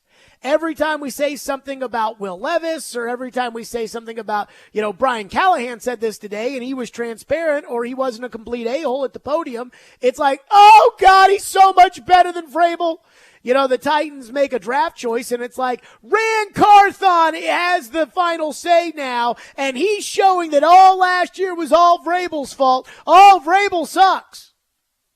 Vrabel's not a bad coach. So I am preparing you right now for what I think is likely to happen. Vrabel is going to get a good job next year. Vrabel is going to get one of these jobs is coming open. Philadelphia, Dallas, Buffalo. One of those jobs is coming open. One of those teams is going to underperform, and there's probably going to be a surprise team that underperforms or a surprise team that fires their coach, like Seattle this past year. Vrabel's getting one of those jobs. I know it was fun for Titan fans after they had, really led by Diana, but everybody, wagging that finger. If you fire Mike Vrabel, he'll get a job tomorrow. So, it had run its course. So when he didn't get a job, there was a lot of celebrating, like, ah! But Mike Vrabel will get a job next year. And if Vrabel gets a job with a quarterback, he's going to win. And he's going to win right away. So if Nick Sirianni is the problem in Philadelphia, and I think he's kind of a stooge, if that's the issue and they fire him, they may very well hire Mike Vrabel because they'll look at it and say, well, he's tough enough to handle the Philly media, and A.J. Brown is a locker room problem, and if there's anybody that can corral A.J. Brown, it's Mike Vrabel. So let's go get Mike Vrabel. Vrabel can win a Super Bowl. Dallas, I'm not so sure because Dak Prescott I don't trust. And I don't know how Mike, Vrabel, and Jerry, I don't know how that would work. That would truly be something. But he can absolutely win a Super Bowl in Buffalo. He's got the quarterback. Especially if Arthur Smith is available, to be the offensive coordinator, and Vrabel can be a head coach. I mean, I think Vrabel could take over the Steelers. He's a former Steeler. They probably like that. Could keep Arthur as the OC. So for the boo-hoo Vrabel sucks crowd, the same people that every time I questioned anything Vrabel did, you guys said, I trust Mike Vrabel more than you. You guys have all turned into this anti-Vrabel, just he's the worst, he's this, he's that. Just know, he's Peter Laviolette. And Peter Laviolette is a good coach, even if it was time here for them to move on. Vrabel's same way. Vrabel's a good coach. I think the egos may be a little different, but I think the only reason why the egos, I didn't know Peter when he was Vrabel's age, so he may have been as much of an a-hole as Vrabel was. But I do think that like Laviolette, at least in a one-on-one kind of setting, had a little bit more humility. And, actually, I take that back. Vrabel had a little bit. Vrabel was a funny guy. Peter's a funny guy. But when it comes to business, they're one-track mind, and it's their way or the highway, and there's not going to be any, feelings don't matter, and eventually that just rubs people the wrong way, and people are done talking about it, and it's just like, okay, but just move on. Just like it was here for both guys. So when Peter's rocking and rolling, don't be surprised if that's Vrabel. Now, the one thing that I can't get over when it comes to Laviolette and Vrabel is that, there are a couple of guys that were such big storylines in town, such big figures in town, and they get let go or their contract ends and it's like they're totally forgotten about. Laviolette is that way. It's like Laviolette was the coach of the Predators. They won a lot. Everybody loved him. Everybody thought he was a tremendous coach. Then things didn't go well. They went 0-15 on the power play. Halfway through the next year, they weren't that good. They fired him, and nobody ever talked about him again. Kind of like Mike Mularkey. Mike Mularkey was the coach. They got to the playoffs. They won a game. They lost to Brady. He wouldn't fire Terry Trubisky, supposedly. They fired him. Nobody talked about Mularkey again. But with Vrabel, I was shocked, with the fallout of the Vrabel firing. I was shocked at just how much everybody wanted to talk Vrabel. I mean, Ian, you see it. These people can't stop talking about Vrabel around here. For the most part, here and there. everything goes back to Vrabel. It's like Brian Callahan said this day, oh, thank God it's not Vrabel. And I don't understand. Like, everybody, Malarkey, it was okay, done there. Everybody, Laviolette, okay, done there. What is it about Vrabel that get people all so fired up and what is it about Vrabel? 615-737-1025. Speaking of Vrabel, Joe Rexrode had the worst revisionist history take on something that even he has reported the opposite of. I do have to hit that, and then we'll hit your phones. If you want to throw something on the Laviolette thing, we'll do that next. 615-737-1025, Stillman and Company on a Fireball Hot Take Friday. Join Cromwell Media along with local athletes and musicians at Hermitage Golf Course on June 20th for the 615 Open. Make a difference while supporting Souls for Souls. Every $20 raised goes to a new pair of shoes for a local child experiencing homelessness. Sign up to play or sponsor at 615open.com.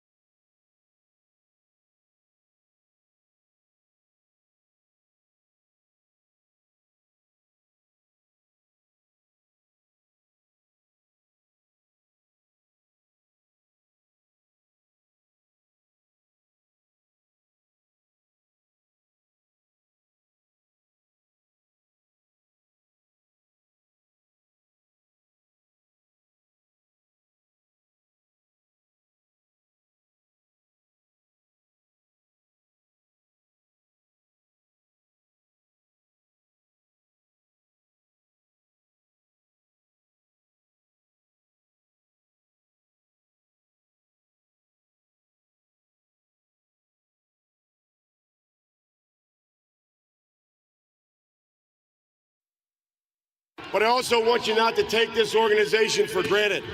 I've been a lot of places. This is a special place with great leadership, great fans. great direction, great coaching. Enjoy it. It's not like this everywhere. Thank you very much. So you say you could be an expert witness on Vrabel. So you would testify that he was taking a shot at Amy Adams-Strunk when he was at the Patriots thing? I'm not sure your testimony would hold too much water there, buddy. You could testify that it mattered that he said that since you reported it. Well, I know it mattered because of how it was taken. But again, you claiming that he was actually taking a shot at his employer, billionaire employer, paying him millions of dollars. I know. Hey, who reported it, Robbie? Who reported that it wasn't a nothing burger? Yeah, I know. I brought up Playing the Hits. Again, Jared. Was it Paul Kaharski that reported it? Was it TD that reported it? For the 10 millionth time. Was it Nick Suss that reported it? For the 10 millionth time. Who was it, Robbie? The nothing burger was the intent of the commentary. That was you that reported it. Okay. If people want to take it like you took it, like Amy Adams-Strunk apparently did, you guys can take it however you want. Joe says those comments still meant nothing, even though he then had to report that, that pissed the owner off pretty bad. Look, I have no idea what was in Mike Vrabel's heart. In fact, I just said, Ian, I don't know if you remember this. I remember it very vividly. Vrabel went to Foxborough and said those things, and at 2:15, I teased the topic by saying Mike Vrabel will hate this topic. And then I said, Ian, am I reading too much into these comments? Like, wait a minute, is he talking about you? Or is he talking about this? Or is he talking about... And then you said I was. And then they traded Kevin Byard. And so we quickly stopped talking about that and started talking about trading Kevin Byard. And then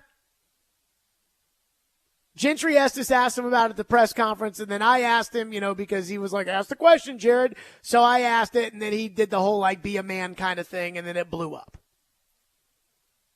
Joe keeps saying, oh, no, that meant nothing, and anybody who thinks it meant something is stupid. And then he had to report that it meant something to the owner. So it's not a nothing burger. And I just think it's so funny. To your phones. One texter says, Vrabel cannot hold Laviolette's jock. What has Vrabel done as a coach? Vrabel wishes he was Laviolette. You are 100% wrong. Vrabel cannot coach today's NFL players. Again, the problem in Philadelphia, there was an article in the Philadelphia Inquirer that said that the problem with the Eagles wears a headset and wears number 11. That the problem with the Eagles, according to the Philadelphia Inquirer, was the head coach and A.J. Brown aren't getting along. You know as well as I do, Vrabel and A.J. Brown will get along. If Vrabel gets hired in Philadelphia, he'll keep A.J. Brown in line. And, to me, A.J. Brown is the modern player. My thing with the style of coaching with which both Laviolette and Vrabel have, and it's not even just coaching, it's the style with which they operate. They don't give a rat's ass about anything that doesn't have to do with what they're doing right then and there. They're one-track mind guys. Vingan texted me and goes, the reason why, Laviolette was forgotten as soon as he left was because he didn't make an effort, this is what Vingan said, that he didn't make an effort to connect with the community the way Barry Trotz did and was beloved when he was let go. And there's probably some truth to that. But in Peter's mind, that doesn't matter to him. He's just focused on coaching. And that's how those guys are. And in a lot of these environments, after you have that guy that's only one-track mind focused on this, not worried about anything else, everybody wants a warm and fuzzy guy in the building. Mike Vrabel doesn't care what the social media manager says or does. He certainly doesn't care what the social media manager thinks. But they want guys that do. They want a coach that does. Hey, hope you're having a great day. You're not going to get that out of Laviolette or Vrabel. And let's not act like Vrabel didn't win anything. He won 2 divisions. They went to the playoffs 3 times, and they were in an AFC title game. Let's not act like Vrabel didn't win anything. And this is from somebody who said it was time for him to go. One texter says, you talk Vrabel more than anyone. That can't be true. I was listening to Robbie and Joe today. They talked Vrabel all day. I guess there was a cut with Will Levis said yesterday. Did not even stand out to me at all. Will Levis said yesterday, it's cool to have a coach that, I can have kind of a personal relationship with. And apparently people were like, oh, see? And Robbie and Joe spent like a whole hour on it this morning. Don't say I talk about it the most. One texter says, Jared, the same Titan fans who are saying Vrabel was a great coach and blaming all his failures on John Robinson are now saying that Rand Carthon is great and blame all of his failures last year on Vrabel because he was a terrible coach. LOL, says the texter. A, I agree. And B, those are probably also the same fans that said that Mike Mularkey was holding John Robinson and Marcus Mariota back with a 1970 offense. You know, I said at one point to Mularkey down the road, I said, you know what was funny was people got mad that they ran the ball so much when he was the coach, and then all of a sudden Derrick Henry emerged, and it was like, run the ball! And everybody got excited about it. And I told Mularkey, I was like, it went from, oh, God, why are we running the ball, to run the ball! And he said to me, he goes, yeah, it's funny how that works, huh? Those same people, the same people. I mean, remember the in J-Rob We Trust stuff? And, like, I still think John Robinson was a good general manager. 61% of his games. You guys don't seem to think that matters, which I think is ridiculous. Kyle says, I'm with you, Jared. I think Vrabel took a shot at his employer. I'll never get over the New England visit. And he says, Blaine Bishop agrees with me. Now, let me say this. The way it was told to me was that, and who knows, again, who knows what's in Amy's heart? The same way that who knows what's in Vrabel's heart. See, my thing about Vrabel is I do think that was a passive-aggressive shot at the Titans because in Vrabel's heart, when he has to throw that dagger, he cannot stop himself. Like, that's just how he is. He can't not be passive-aggressive. But I don't know what's in Amy's heart, but what was said to me was Amy wasn't as mad about what he actually said as much as she was mad that he didn't come up to her and say, hey, like, just so you know, there's nothing, that had nothing to do with anything. And I mean, it just feels that way. Like, I know people are saying this, but no, I love it here and don't interpret that one way or another. And apparently that's what Amy was looking for and didn't get. I don't know. Again, I don't know what's in her heart. I don't know if she heard it and was like, screw that guy or what. One texter says, you think Vrabel will go to the Giants because Tim Kelly and Shane Bowen are already there? And the texter says he thinks Craig Aukerman is there. Is Craig Aukerman with the Giants? I didn't know. The strength coach is there too, I think. The guy from BC that was his kid's strength coach that he hired to replace the guy that kept calling the show all that time. I don't know where Ackerman is. I mean, look, let's just move on from Ackerman. Let me just say this, though. I think it would be a disaster if Vrabel went to the Giants. I think Vrabel could go to Philadelphia, and I think it'd be a great fit. I think he could go to Buffalo. I think it'd be a great fit. I think he could go to the Cowboys. And again, I don't know him and Jerry. Like, maybe he and Jerry would love each other because he'd let Jerry do all the talking, and he'd do the coaching, and they could sit together and drink Miller Lights together. Like, I don't know. But I think if he went to a good team that had a quarterback, he'd win. If he goes to a team that is, starting from scratch, looking for a quarterback, I don't think they'd be in a good spot. I don't think that they would enjoy that. 615-737-1025, more of your phones. 615-737-1025 here on our program. So I was shocked today when I saw Tandre Sweat. And I saw Tandre Sweat do some drills, and boy, he looks like a big boy with some big feet. And fast feet, I should say, which is important. But here's the thing about that kind of player that is actually something you guys want to hear. We'll do that next. Stillman and Company, 615-737-1025 here on our program. Stillman and Company, 1025-1063 The Game. And be sure to tune in this weekend to 94.9 The Fan Sunday for coverage of the Goodyear 400 at Darlington Raceway. Coverage at 1 o'clock. The race is at 2 o'clock, and coverage is available on 94.9 The Fan and at 949thefan.com.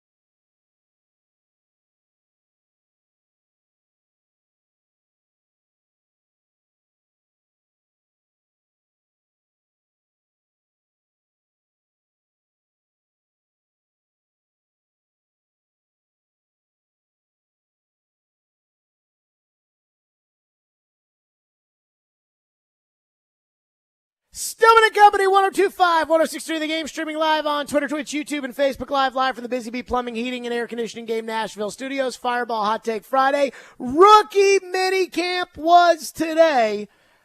I was there, and I really looked for two players, J.C. Latham and Tandre Sweat. Now, let me say this. I was expecting, when I got out to the field, to see Tandre Sweat and say, that is the biggest man I've ever seen in my life. Because this morning, I woke up and I looked online and I was like, I wonder how big Warren Sapp was. Again, 366 is what we're told Tandre Sweat is, or at least was at the combine when he weighed in.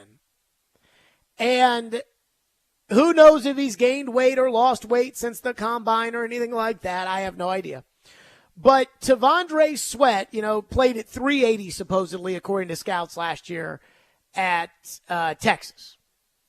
And so I was expecting if Warren Sapp's 305 and Vince Wilfork's 325, which is what they were listed at, if those guys were that small compared to Sweat, then this guy, he may look like a house. He may look like a mansion. He might look like a hotel. Remember Flozell, the Hotel Adams? He might look like that. I went out to practice today. I saw him on the field. And all I could think to myself was, he's not that fat. Like, I've seen big defensive linemen, big old DTs, and he's a big old DT. It wasn't like there was any, oh, my God, look how fat this guy is moment, which is what I was expecting. Which, I'm thinking if Warren Sapp is 305 and he's 366, somebody 60 pounds heavier than Warren Sapp, then it must be, well, either he wears it well or whatever. I was shocked that he wasn't that fat. I thought as far as the individual drills were concerned, I thought he moved well enough. Now, I do think that, I think they did one drill with the defensive lineman, and they were getting ready to do it again, and Tracy Rocker, the defensive line coach, more on him in a bit, Tracy Rocker was like, all right, let's get some water. And I was like, gotta get water after the first one. And he was, taking the helmet above the head and holding on to the jersey and things like that. But that's probably normal for rookie minicamp. I'm not going to get too worked up about it. Have no idea if that means he can play a bunch of plays or can't play a bunch of plays. I don't know. But here's the good news on Tandre Sweat. With all of this chatter, right? The red flags, the weight, the ability of the player. Andrew texted into the text line, and he says, I was so excited to get Sweat. I'm glad you're coming around, but it's a shame that it took 2 weeks of pouting and crying nonstop to get to this point. I'm still not convinced that it wasn't a reach at 38 to take Tandre Sweat. And that the red flags still exist. But I said when they took him, I love the player. And it is very San Francisco of them, which is what you guys wanted when you hired a GM from the 49ers to say, all right, screw the board. We're going to take a guy that we want because he fits what we think we do. But here's the thing that should excite you guys that don't have a lot of patience. I think we're going to know pretty quickly whether or not Tandre Sweat is all that in a bag of chips. Because guys like that at that position, they usually don't take that long to develop. Simmons in his first game, I think, had 3 sacks. And then he kind of was a no-show the rest of the year, but he was coming back off the knee, and then Simmons was fine the rest of his career. Defensive linemen, Javon Curse, some of them develop over time, but for the most part, if you've got the game, and Tandre Sweat has the game, he can move. He's big. He's NFL big. He's NFL quick. He's NFL. Those guys usually show up pretty quickly. Also, given the fact that it's not, because football's a team sport, it's not just going to be him. It's going to be him with Jeffrey Simmons. And I think we're going to see if Simmons is wreaking havoc very quickly, we'll know, okay, Tandre Sweat, this was the right pick at 38. This is the real deal. I also think we're going to know pretty quickly if those red flags are a real problem. We start with the weight. Today he talked about the weight like, yeah, it's not a big deal. I'll figure it out. Brian Callahan said, I'm never going to talk about a guy's weight. I'm never going to get up here and talk about individuals' weight, so don't ask. But if they get to training camp and Tandre Sweat is running gassers on the side and doesn't pass the conditioning test, we'll know pretty quickly. If they get to training camp and Tandre Sweat's 400 pounds, because these guys get about 6 weeks off, from about the middle of June to July 27th or whatever date it is that they show up. The rookies get there a little bit earlier, but from July 27th or from June 16th to July 27th or whatever, those guys are off. And if Tandre Sweat does not have the self-control to show up to camp in shape and he's 400 pounds, you're going to know that pretty quickly. And if the off-the-field stuff becomes an issue, you're going to know that pretty quickly, right? Because he's going to have 6 weeks off, and these are I believe his signing bonus was like $3.75 million, and so that's a lot of money. So this is going to be the first 6-week period. He's got real money. He's got off. You're going to find out pretty quick one way or another. With some of these positions and some of these guys, it takes a while to figure out. It takes them a while to develop. We're not going to know. This guy may be. This one's a little different. I think we'll know pretty quickly on Tandre Sweat, which I'm thankful for. I looked it up during the break. Isaiah Wilson. Now, COVID was a little different. But Isaiah Wilson got in trouble on August 22nd of 2020. Assuming that training camp starts again, July 28th, 29th, it took him a month to get in trouble. When he went to the TSU party and he jumped off the balcony during COVID when all the players were supposed to not be doing stuff like that. And sure, there won't be an absolute, foot down saying, okay, this guy's not that. But the idea will be there. I remember after he did that, we had the conversation about, is this Pac-Man 2.0? People got mad. I remember I asked Mike Vrabel on a Zoom press conference about Isaiah Wilson when he got that DUI. And I was like, Mike, because of COVID and everything else, like, we don't know this kid. Is he a good kid? And oh, yeah, he's a good kid. So that'll happen, if Sweat gets into trouble. But, Sweat has to know, that we went down and we visited with the family and with it. Sweat needs to know, like, hey, man, mind your P's and Q's. Like, this is serious. You got to take it seriously. We're going to know quickly. If Sweat's a baller, we're going to know right away.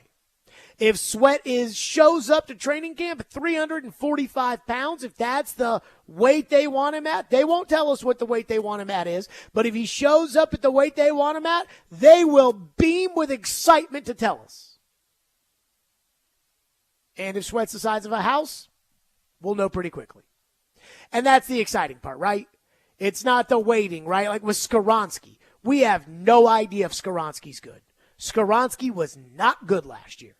And whether you want to blame the appendectomy or the fact that the center and the left tackle were terrible or the fact that he was switching positions or that his offensive line coach was a bozo, whatever it may be, I don't know if that's why Peter was bad or maybe Peter's bad because maybe Peter is bad. I don't know. But here we are a year later and we still don't know if the guy's any good. We'll know with Sweat pretty quickly. 615-737-1025 is our phone number, 615-737-1025. And if he's not, if it becomes Traylon Burks, you'll know. It's like, okay, this is not gonna be that way. So his position coach, Tracy Rocker, a veteran coach. He's one of these guys, I think he's coached at every SEC school. And he's coached with the Titans before. Tracy Rocker, the defensive line coach, yesterday met with the media. Remember, he flew down with Brian Callahan and Rand Carthon, and, they kind of got the skinny on Tandre Sweat, his personality after the DWI, they wanted to draft him. What he had to say about Tandre Sweat and what he really meant. We'll do that next. Stillman and Company, 102.5, 106.3 The Game.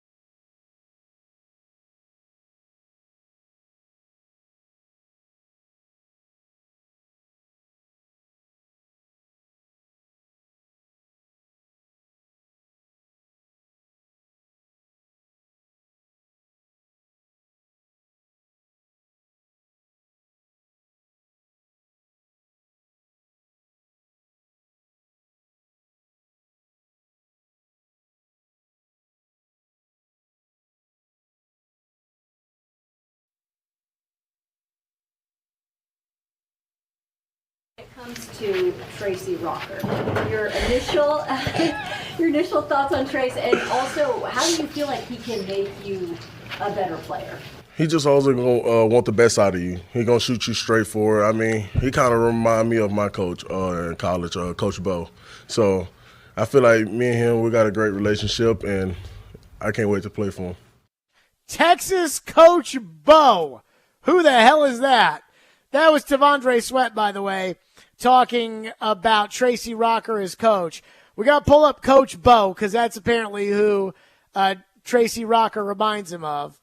So there are two assistant coaches. You know me. I normally do not care about assistant coaches. I know they're people. I know they have jobs. I know they have jobs to do. But for the most part, like, I don't want to hear an assistant coach on the radio. Like, it's like, oh, yeah, we're going to put an assistant coach. Unless it's like a coordinator. And coordinators are different than assistant coaches. Unless it's like Arthur Smith, I don't want to hear from an assistant coach. But this Titans team is a little different because the Titans used two very valuable draft picks on two very intriguing players. And in each case, the Titans presented the position coach as kind of a co-signer for the pick, right? J.C. Latham, Diana Rossini immediately. That was Bill Callahan's favorite player. Okay, then I want to hear what Bill has to say about it. With Tracy Rocker, he was part of the triumvirate that went down to Texas to go investigate Tandre Sweat and then made his way back when they picked him. And so I want to know what Tracy Rocker has to say. So yesterday when the assistant coaches were talking and I was biding my time, waiting for Bill Callahan to talk when the defensive assistants came out, I don't care what the secondary coach has to say.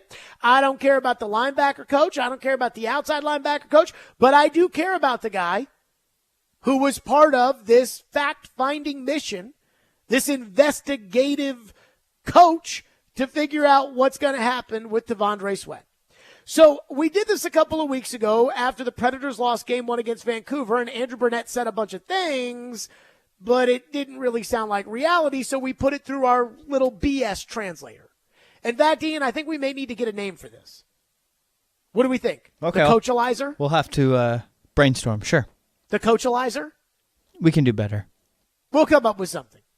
But anywho, Tracy Rocker had a bunch of different comments on Tandre Sweat, and there's what he said, and then again the translation of what I think he actually means. So let's start off. The first question he was asked was, all right, you're coaching Tandre Sweat, and what's that going to be like? The challenge with every rookie is making a transition. And it's going to be a transition for them. One, the playbook. Two, making adjustments of your downtime and understanding, how to become an NFL player. And then can you transfer practice to the stadium? Those are your transition periods and knowing what you need to hear on the phone and what you don't need to hear. All rookies drive me crazy because rookies don't know anything about the NFL, and this rookie might just drive me extra crazy. There you go. So he's asked about Sweat. Like, well, all rookies have to make a transformation to the NFL, and all rookies, have to go through this period, and all rookies. And it's like, hey, look, all rookies are going to drive me crazy, especially this rookie. But what about the challenge of Tandre Sweat? Again, a big player, a big personality, a big risk, and potentially a big piece of the puzzle. How about the challenge of Tandre Sweat? Brand had mentioned you as part of the big support system for Sweat coming in. Mm-hmm. How do you approach that challenge, especially as far as the weight and things like that? Well, the challenge I don't foresee it as a challenge. I think in this business, we all take all young men and all of women and men. We've all been 22, 23, and we all know what we did. And so that's not the challenge. It's what we do. Right. And now after that, it's one with the weight is that's going to be a process. And I think we have the right people in process to make this work for them. And is it easy? No, it's not easy. But you know what? As long as you get a little support and everybody's pushing all in the same direction, I feel good about him doing that. And he wants to do it. This is not a challenge. I'm going to get on his ass, and I will stay on his ass. So it's not a challenge. It's just how much does he want me to be on his ass? Because again, I will be on that ass. I mean, he's like, challenge? Oh, no, this is not a challenge. Hey, we were all 22. Challenge? Oh, I'm going to be on that ass now. I mean, that's, trust me. I know. Like, Jeffrey, how much coaching does he really have to do with Jeffrey? Now, look, he's going to be Jeffrey's coach, and there's, hey, work his technique and then, come up with the schemes and things like that. But Jeffrey's going to be okay. Like, Jeffrey, I don't think he needs a ton of coaching. It's like Leo Mazzoni, the old pitching coach with the Maddox, Clavin, Smoltz Braves. He's like, yeah, I didn't really do much with Greg Maddux because we signed him as a free agent. I stayed out of the way. Sweat's the guy. Like, there's not a young guy out there that could make or break this team in his position group the way that there's Tandre Sweat. So when it's like, hey, they talked about the challenge of you being a big part of this, it's like, oh, it's not a challenge. Challenge? I want to be on that ass every day. And the question is how much does he want me on it? Because, again, the more he acts up, the more I'll have to be on it. All right, what about the skill set of a player like Tandre Sweat and what he brings? Well, as far as skill set, I think he's a big man, and this is a big man league. And I think it definitely helps us up front with we have some with Jeff. Offset takes a little bit more for Jeff. Hopefully this guy develops into what we all want him to be. It's going to take time, but, having another big man next to another big man, now we kind of create some situations, hopefully, as this thing keep developing. And we have others that can also be those guys can help us there. But he definitely can help us a lot. He can be a great player. How many guys do you see that big that can move like that? Not many. I mean, that's the truth. And I've never questioned the ability of Tandre Sweat.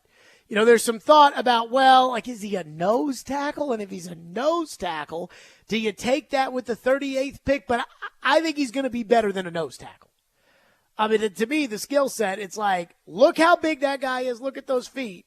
I mean, he's got the potential to be a great player. So what is the actual weight? He said when he was drafted, we know at the combine he was 366. I think he said something along the lines of, if I can get to 350, I'll be a Hall of Fame caliber player or something like that. And it's like, okay, so what do you guys want his weight to be? Brian Callahan said today he's not going to ever talk about an individual's weight. What did Tracy Rocker say about, what weight do you want Tandre Sweat to play at? What is that weight that you guys want to play at? We talked about that, but I'm not going to tell you. So when he gets here, we'll talk to him about it, and we'll go from there. Don't ask, don't tell. If we tell you we want him to be 340 or 360, the new guys will ask him every day what his weight is. That will be annoying as hell. That will be. And that's as somebody that's going to ask it, right? Like, if we sit there and say, okay, Tandre Sweat needs to be 345. First day of training camp. Tandre, how much do you weigh? Like, that's going to be what happens. And so I do get the Titans being like, hey, we know what we want. We're not going to talk to you about it. I understand it. Okay. Who can he play like? How good can he be? What kind of player are we looking at? Joe Rexrode asked a very good question. If he's able to do that and be in the shape that you want him to be, who is he as a player? What do you envision? I see him. I see a lot potential, but the weight deal is part of the process. And when we say him, you'll be surprised. There's other guys out here that's probably 240, and we're saying they need to lose some weight.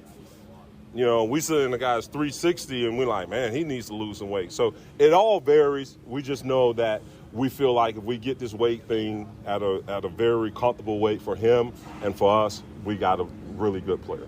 He can be Warren Sapp, but I don't want to say that because Warren Sapp was 305, and he will never get to 305, but he can be that kind of good. I think that's the point. I do love the part where he's like, we got guys that are 240 that need to lose weight. Yes, this is football, and everybody's body is different. But everybody at a certain position has to get their body in order to give them the best chance to succeed at that position. I also always love the thing when it's like, oh, yeah, how could you call somebody? The fattest coach could tell a receiver that's 3 pounds overweight, hey, dude, if you want to be as good as you can be, you got to lose a little weight. But again, like I think that when it comes to Tandre Sweat, and I could be totally wrong about this, I think the Titans believe that he can be a superstar. Like if he gets the weight and he gets I think they think he can be a superstar. So this talk about, okay, like what kind of player can he be? Is it like Ted Washington that's a nose tackle, a very, very good nose tackle for a long time? Is it that? Or no. I think that they think, and this is why they used the 38th pick on this, they think that if they can get him right, that he can probably be a Hall of Fame caliber player. And then finally, and I had to ask this question because it's like TD came on the TD Power Hour last week and was talking about how, hey, he's working out with the guys at Texas, right? Like there was the video of Xavier Worthy and Byron Murphy and those guys all working out. And Tandre Sweat was working out. He's like, see, he's working out. And I'm like, I'm not worried about the working out. I mean, you can't be that big, strong, and fast if you don't work out. But again, I'm a little bit of a bigger guy. And the hard part is not the working out. The hard part is the 9:30 at night, it's late, tired, maybe it's, no, we just go out there. Maybe it won't hurt too bad, get a little bit of, ice cream. I know that feeling.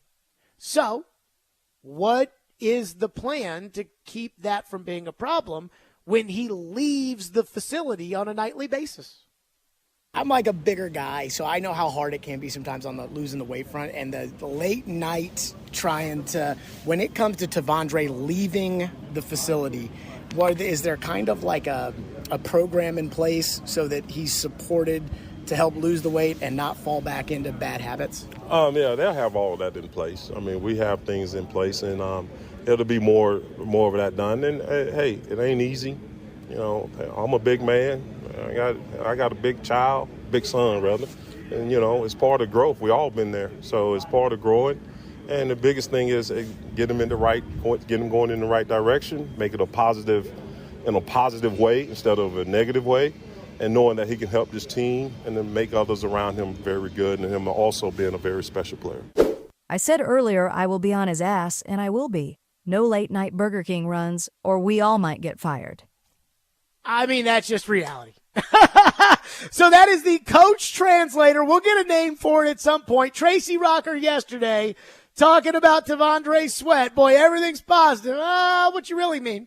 615-737-1025 if you want to weigh in. 615-737-1025 here on Stillman and Company. And Bill Callahan, the other assistant coach, whose opinion I care about, talked about flipping J.C. Latham. And I will say this. I do think it's important to note that his past flips have been a little bit different. We'll touch on that next. Stillman and Company, 102.5, 106.3 The Game.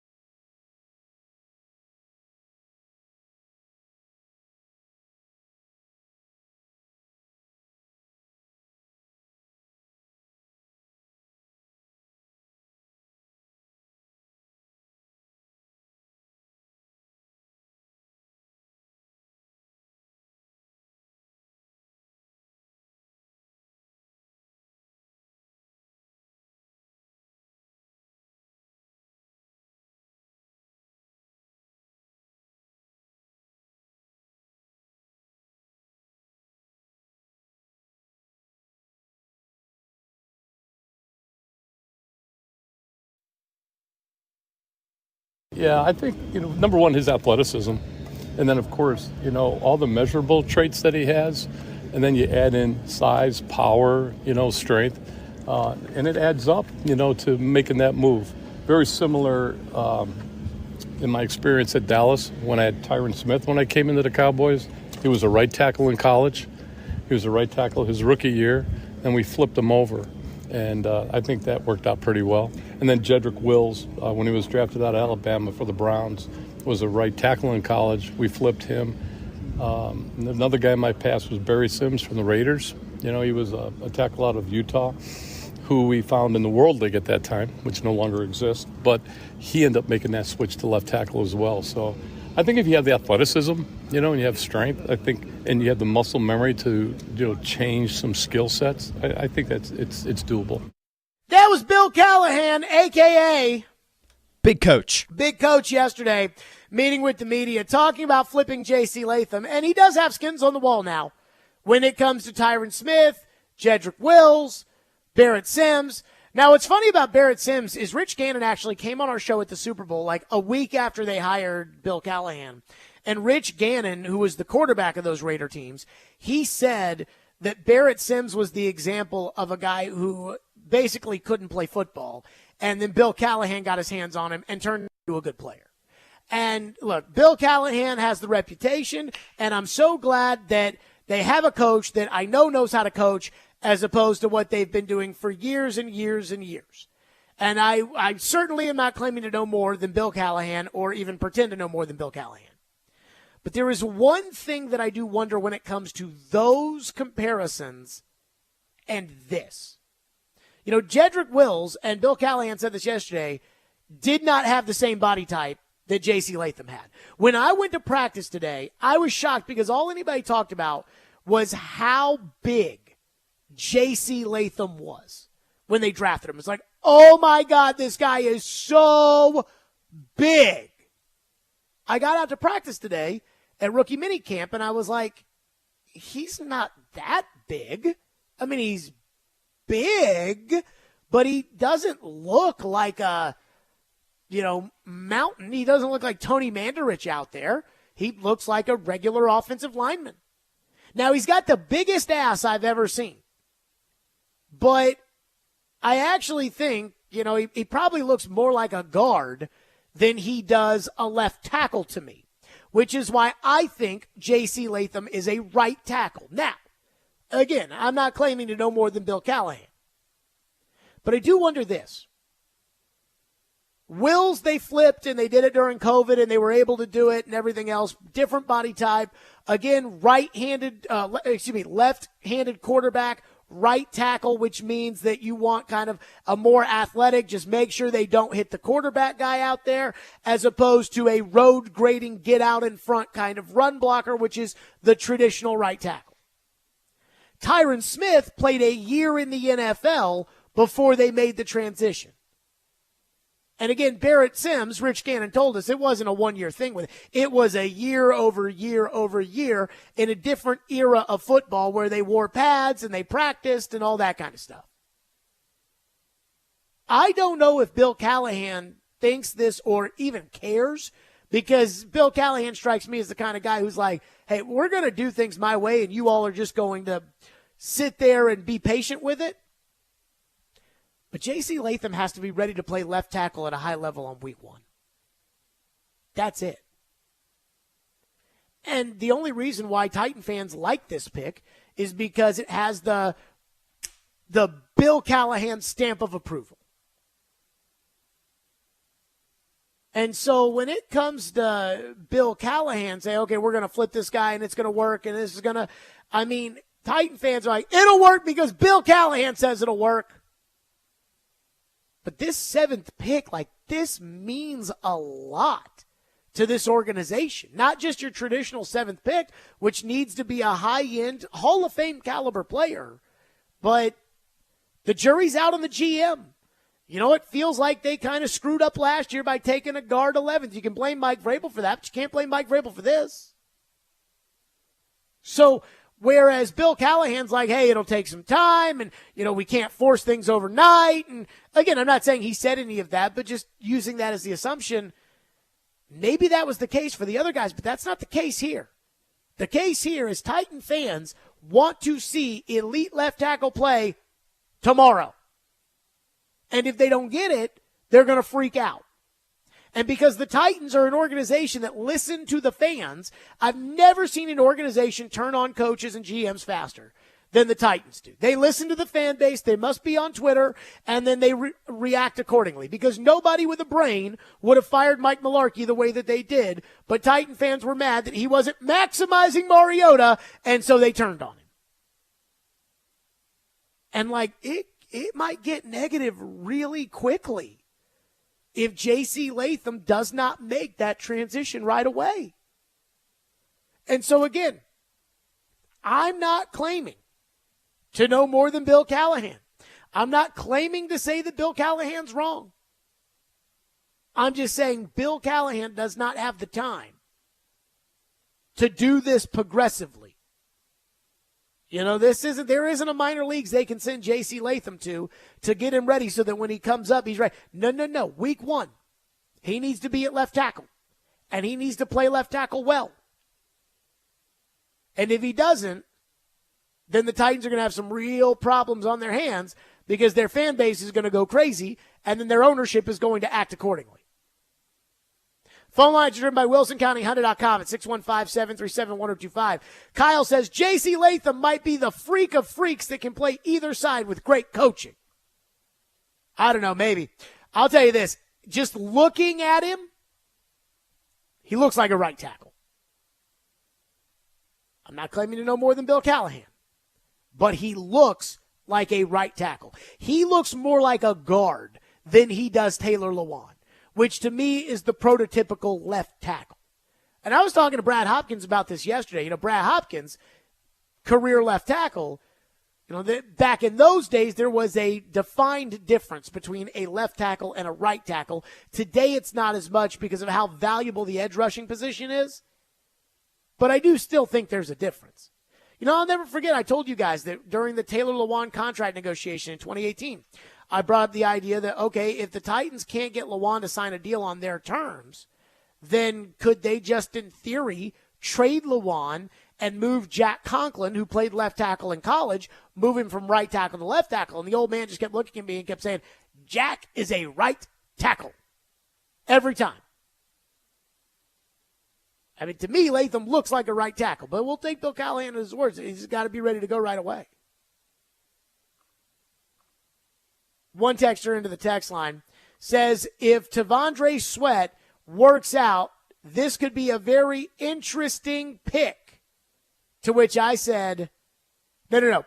Texter said, Sweat is as big as Albert Hainsworth. This is going to be so interesting if he commits to this diet.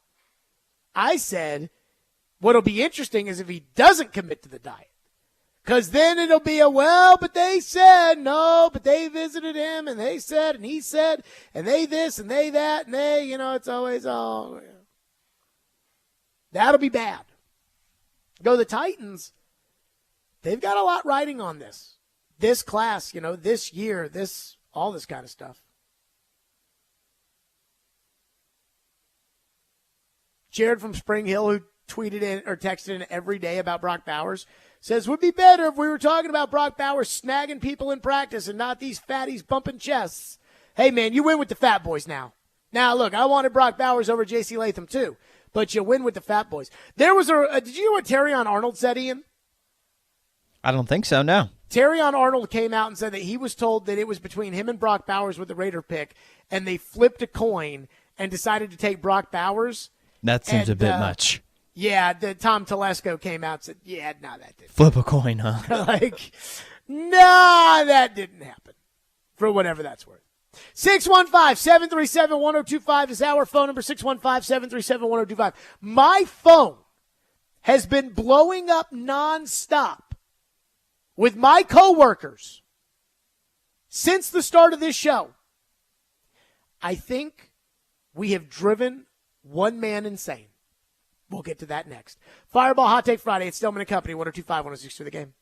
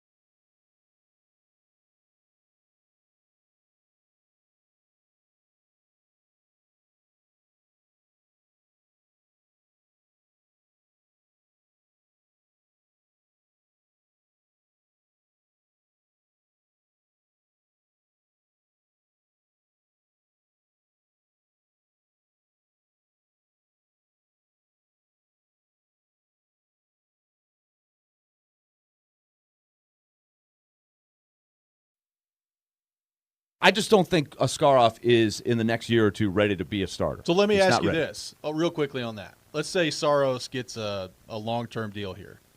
How long are you willing to go with Askarov as the backup?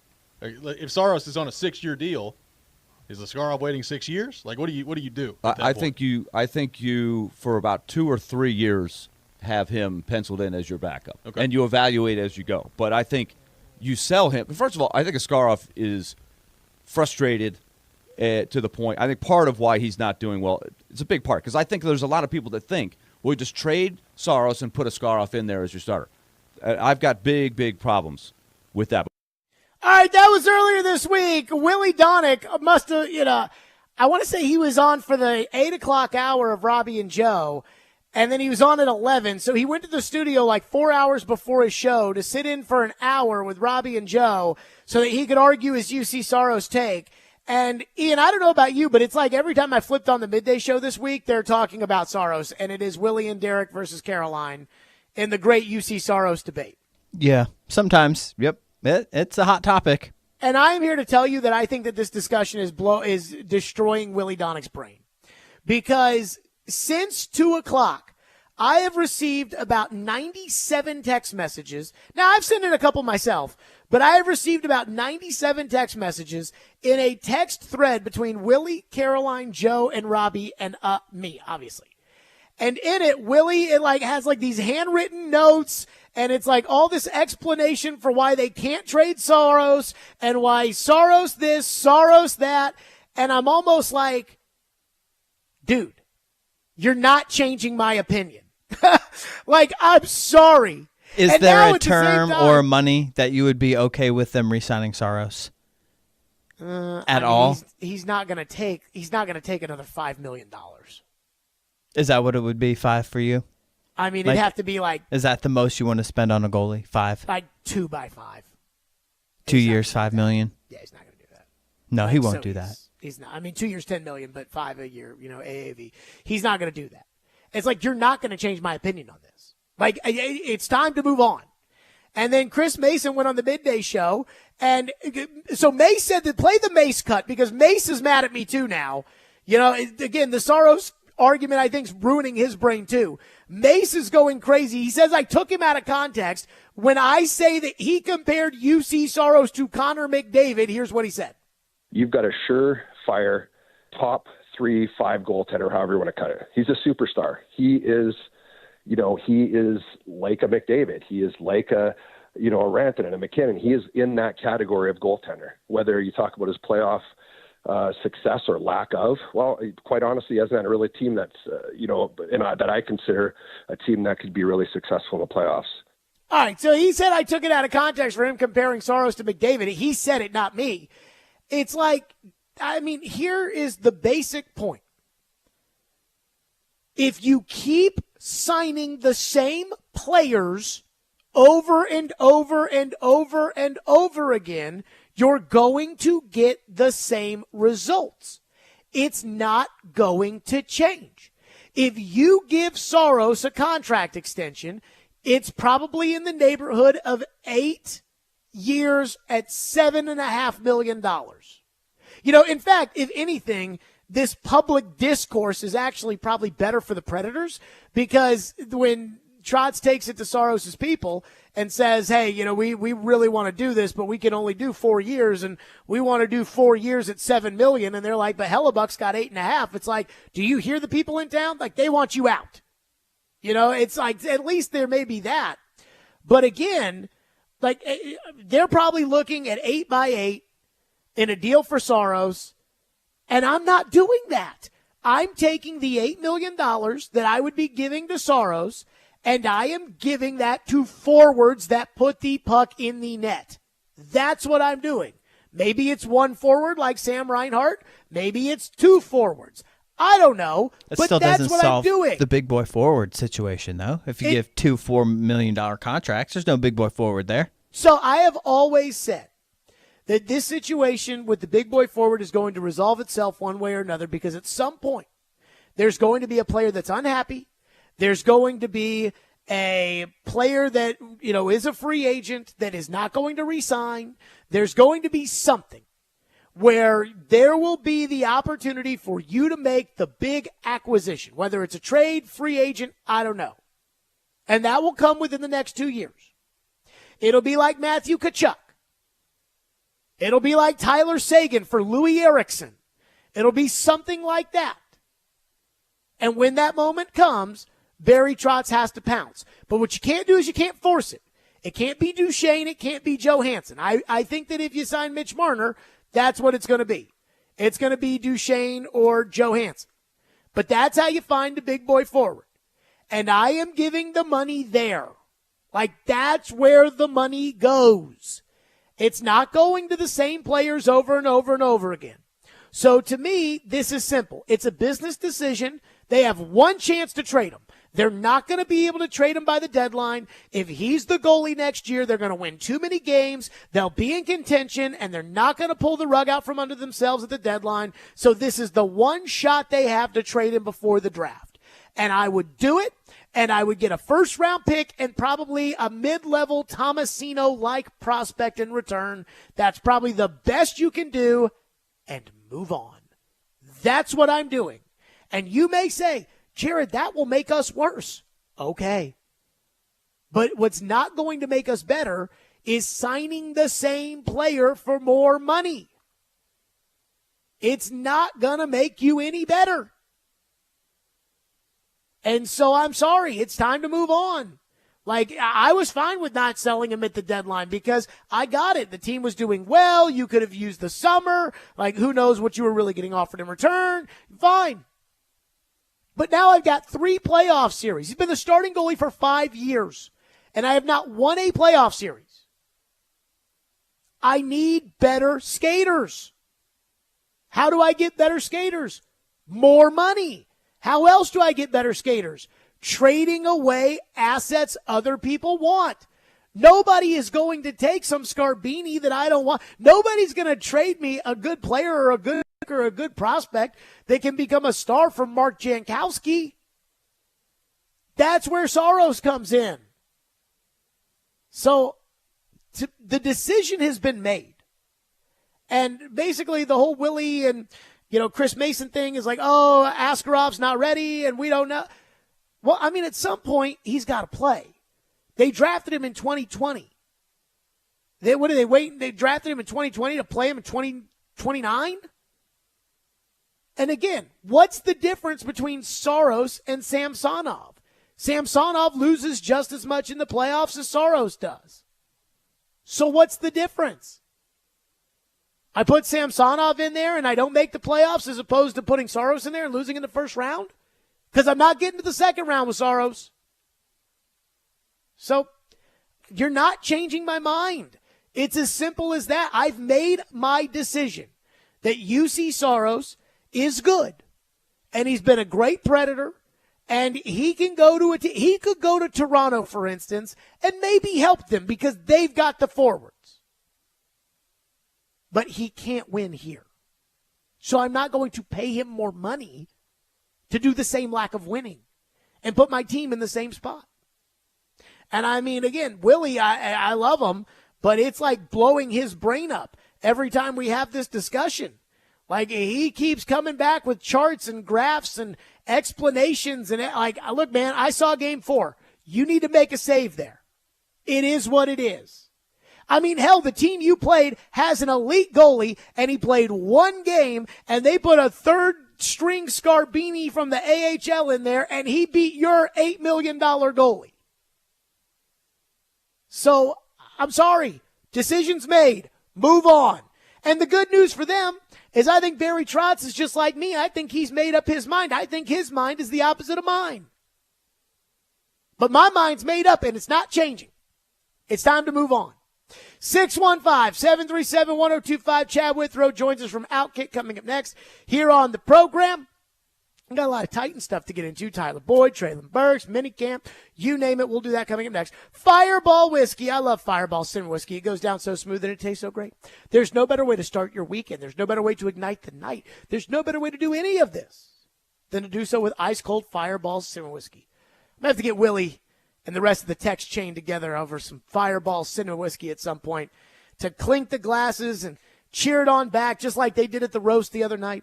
That's Fireball Cinnamon Whiskey. Ignite the night. Please do responsibly and be 21 years or older to enjoy Fireball Cinnamon Whiskey.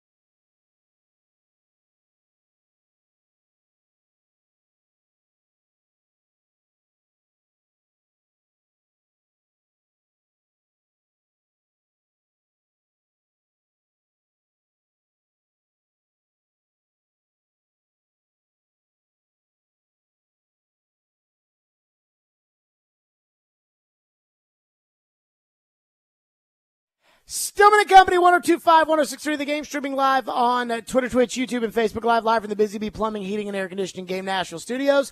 Fireball Hot Take Friday. We are out early this hour because Vandy and UT are going down at Hawkins Field at 6 o'clock tonight. Tennessee, number one team in the country, Vandy unranked, which is as much of a shock as anything else I've probably seen or read or whatever this week. And that coverage starts at 5:45.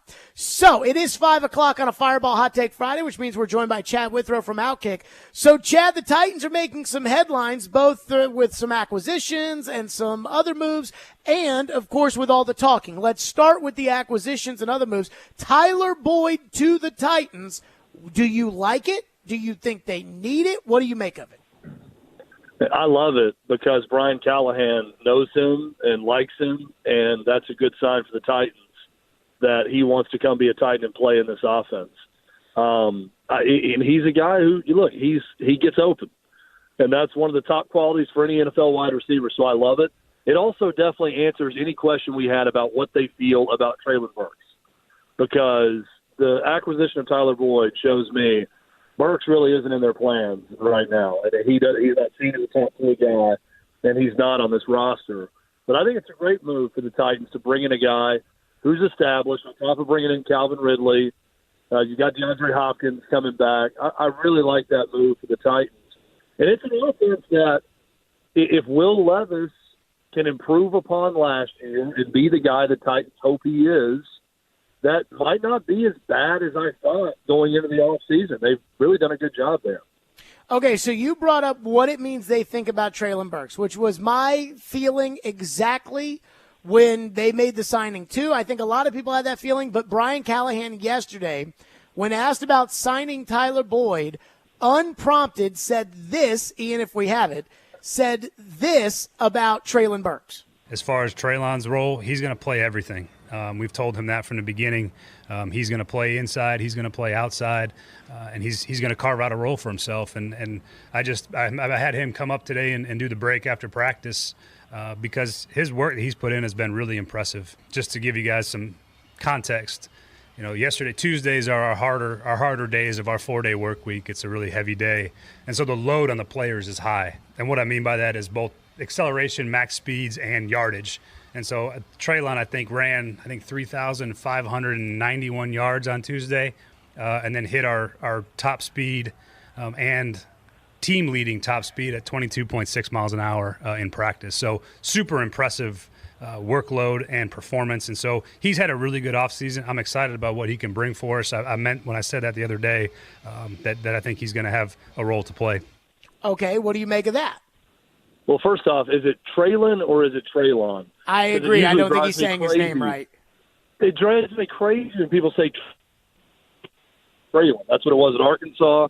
That's what I've known it throughout his career. But I hear announcers say Traylon a lot also, and now the head coach is saying Traylon, which it's a pet peeve of mine. Well, and not only that, to your point about the pet peeve thing, that's one thing. But another part of this is, here he is up there saying, oh, no, this guy, he's important to us. He's going to have a big role. I had him break it down. We believe in him. We need him. And I can't even say his name right. Yeah, it doesn't say his name right. But, okay, what is he really saying, though? Oh, he's going to be everywhere. We're going to play him outside. We're going to play him inside. I hear that, Jared, and I think, yeah, as a backup, he's going to have to play a lot of different spots.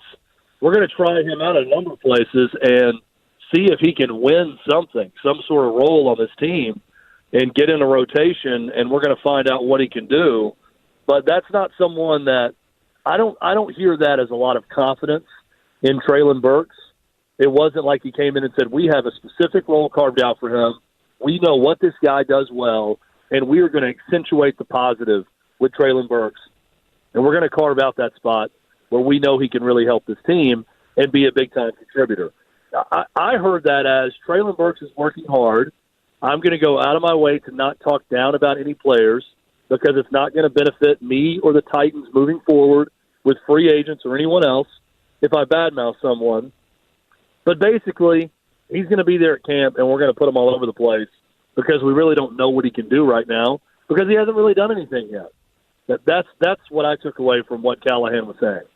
I just don't see a role for him, right? Like, they got a $50 million receiver. They just signed another guy this week. They got a guy who's going to the Hall of Fame who's a 1,000-yard receiver. They paid a running back $8 million to be the second running back. I mean, there's one football. I think that what they're trying to do, and the reason why he pumped the tires on Burks, Chad, is because they want Treylon Burks ready in case they need him, the way that Derek Mason and Chris Sanders were ready when they needed him in 2000 when everybody got hurt.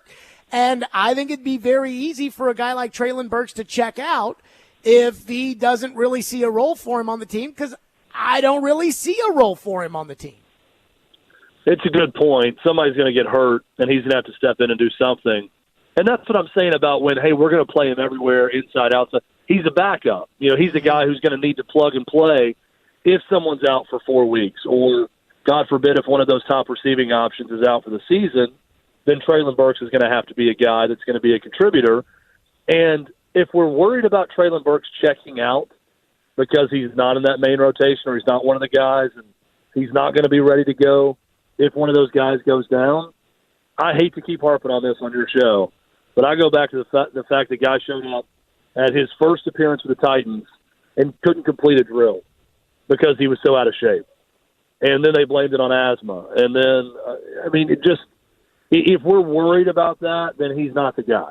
He's not a pro, and he's not the guy if we're worried about it. Now, if he does what the new coaching staff says, then he gets renewed life that way, and he accepts his role as, and you're right, as someone who is a backup. But if he gets his chance because of injury or because of whatever and does well, then more power to him. Then he's showing that he's finally realizing what it is to be a pro, and he could be a big help to this Titans team. But when you look at the depth chart right now, there's no mistaking who the guys are for the Titans, and it's not Treylon Burks. Chad Withers with us from Outkick. There is a sentiment amongst the fans. Yesterday, Will Levis was talking about his relationship with Brian Callahan and how it was cool to have a personal relationship with the coach that maybe he hasn't had before. And a lot of people, see, he's so much better than Vrabel. And, of course, Brian Callahan, a lot more transparent with what he's thinking or doing, which, again, this is better than Vrabel. And the text line has turned into, this coach is incredible and Mike Vrabel was terrible. I think that's off base. I think Titan fans are going to be surprised, as much as they've been crapping on Vrabel lately, when he goes somewhere else next year and I think maybe wins some games. What do you make of this narrative that Mike Vrabel was the big bad guy in all of this? I think it's BS. I think it's crap. I think it's not worth spending a ton of time on because this is always the fan reaction. When one guy's gone, the new guy comes in, and then the players say something nice about the new guy that maybe wasn't the strength of the old guy. Then all of a sudden it's, boy, the old guy sucks. The new guy's great. He can't do anything wrong, and it bothers me every time. It's another one of my pet peeves, much like people saying Treylon Burks, and this is another one for me. It means nothing. I watched the roast of Tom Brady, and I'm watching Bill Belichick up there. And, Jared, there is no disguising the fact those guys hate Bill Belichick.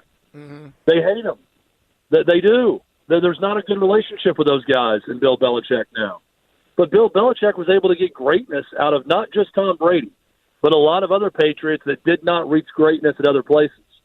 So in that respect, Bill Belichick was right in how he treated players. And where did Mike Vrabel cut his teeth? Yep. Under Bill Belichick, who got greatness out of Mike Vrabel that no one else got out of him. They didn't get out of in Pittsburgh, not at Ohio State, not in Kansas City. But he was great for Bill Belichick in New England, and he learned that way. And I'm not saying that Vrabel is Belichick or he's his personality or anything like that, but that's where he learned. The moment Brian Callahan starts to lose games, there will be fans that call into your show and say he's too nice, that we need more of a hard ass like Mike Vrabel, that we need more this or that. So I don't buy anything into any of that. I do think Callahan's personality and being more open is going to help him with the media and with fans maybe a little bit more than it did with Mike Vrabel. But ultimately, it's all about wins and losses. And if it works and Will Levis looks great, everyone's going to tout Callahan as a genius. And when he starts to lose a year and a half in, people are going to say, man, he's just too nice. Too friendly. Nice guys never win. Chad, I was at rookie minicamp today, and I saw J.C. Latham for the first time. And I know everybody's talking about, oh, he's so big, he's so massive, he didn't look that big and massive to me. He looked like an offensive lineman. He did not look like Cam Newton looks like the first time you see him in person, or Derrick Henry, compared to what you're used to seeing. He looks like a right tackle to me. Like, he's got the biggest ass I've ever seen. He's got, big, broad shoulders. He looks like a right tackle that gets out and just mauls people in the running game. He does not look like Taylor Lewan, the agile type left tackle. I say this because there's no way that I could be right about this and Bill Callahan could be wrong, right? Well, you know who else thought he looked like a right tackle? Nick Saban. Because that's where he played him, and not left tackle. And I keep coming back to this point. Look, I respect Bill Callahan also. And obviously Bill Callahan knows way more about offensive linemen than I know. But I would say that Nick Saban's a pretty good coach too, and that Nick Saban had a pretty good staff at Alabama, and they kind of know what they're doing because they've won a bunch of national titles. And that staff, who recruits some of the best offensive linemen in America, they knew they recruited a left tackle where he played in high school, and they moved him to the right side. And even when they started a true freshman who struggled in Caden Proctor, they didn't think about moving him back from right to left. So I put a lot of stock into that. I'm going to put stock into what Bill Callahan thinks, absolutely, when it comes to offensive linemen. I'm also going to put a lot of stock into what Nick Saban and his staff think about offensive linemen. And the fact remains that the Titans, once again, drafted a guy that's out of position to try to play another position, and drafted a guy like the year before that played one spot in college that's now going to play a different spot in the NFL. And I'm fine with that in the third round. I'm not okay with that in the top 10. We've got a quick hot seat coming up with Chad. We'll do that next here on Stillman & Company on a Fireball Hot Take Friday. Let's talk Hiller Plumbing, Heating, Cooling, and Electrical. I love Hiller. They take great care of my home. They can do the exact same for you. Have you ever had a contractor come to your home and it take forever? You feel like you've wasted your whole day? Yes. When you call Hiller, you don't have to camp out all day waiting. So be a happy camper this month with 0% interest financing for 24 months on select HVAC systems, generators, and tankless water heaters. Or take advantage of Hiller's $99 drain cleaning special. Take care of your home systems before the peak summer temperatures hit. You better do it now, folks, because it's starting to get a little hot. Visit happyhiller.com today for details. That's Hiller Plumbing, Heating, Cooling, and Electrical. Proud supporters, the Preds, the Vols, and Vandy. Hiller. Call the Happy Face truck today.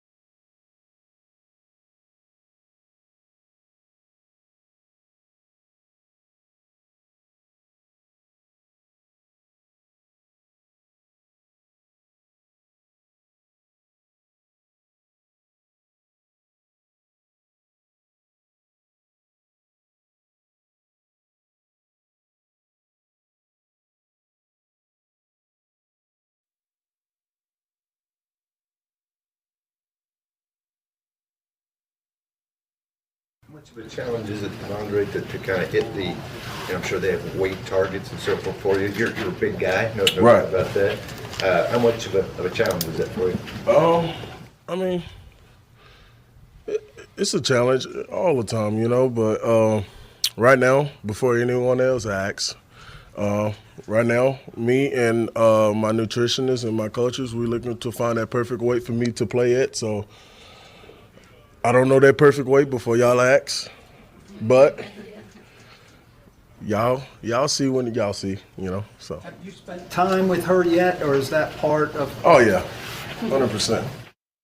There you go. That was Tandre Sweat today saying, hey, don't ask about my weight because we don't know what the number needs to be. Chad Withrow is with us from Outkick for the hot seat. So, Chad, do you have a thought, or do you want to go right to the hot seat because we're going to start on Tandre Sweat? Let's go right to Tandre Sweat in the hot seat. Okay. Number one, the Titans, Tracy Rocker, Brian Callahan, Tandre Sweat. Nobody gave a number for what his weight should be at. He was 366 at the combine. Let me say this. I got to practice today, and I didn't think he was as fat as I thought he was going to be. He's big, but he didn't look that fat. What weight do you think Tandre Sweat needs to be? It's hard to put a number on it because every player is different in how they operate, and maybe he can do it at 360 or 355. I don't know. I don't think it has to be that much smaller. I wouldn't want him to lose too much weight the way he plays, the way he played at Texas. I'm curious with Tandre Sweat when he says, I know that if I get to the weight yet, I'm going to be a Hall of Famer. Part of me loves that, and part of me thinks, stop talking about the Hall of Fame right now. Let's talk about getting in the best shape you can possibly be right now. But that's just kind of the guy that he is also. Look, I love him as a prospect. I do think there are guys who can be really big and still be very effective, but he's too big right now. But I don't think it's some astronomical amount of weight he's going to lose either. I don't think it's going to be that hard for him to get down 5 to 10 pounds, let's say, and be at his optimal weight and condition. And so much more of it's about condition. I mean, look, I'm watching him in drills today that were posted out there. He looks very agile for a guy at that size. So let's hope we see more of that. I think he has the potential to be like Warren Sapp good. But there's so much that has to go right for that to happen, i.e. he's got to be in shape and not get DWIs. Hey, Sapp's an idiot too. Oh, for sure. And he had a heck of a career. So, I mean, he's done a lot of dumb stuff over his career. So I like that comparison because that's the worry with Tandre Sweat, doesn't make great decisions. And you could say the same about Warren Sapp, who was terrific.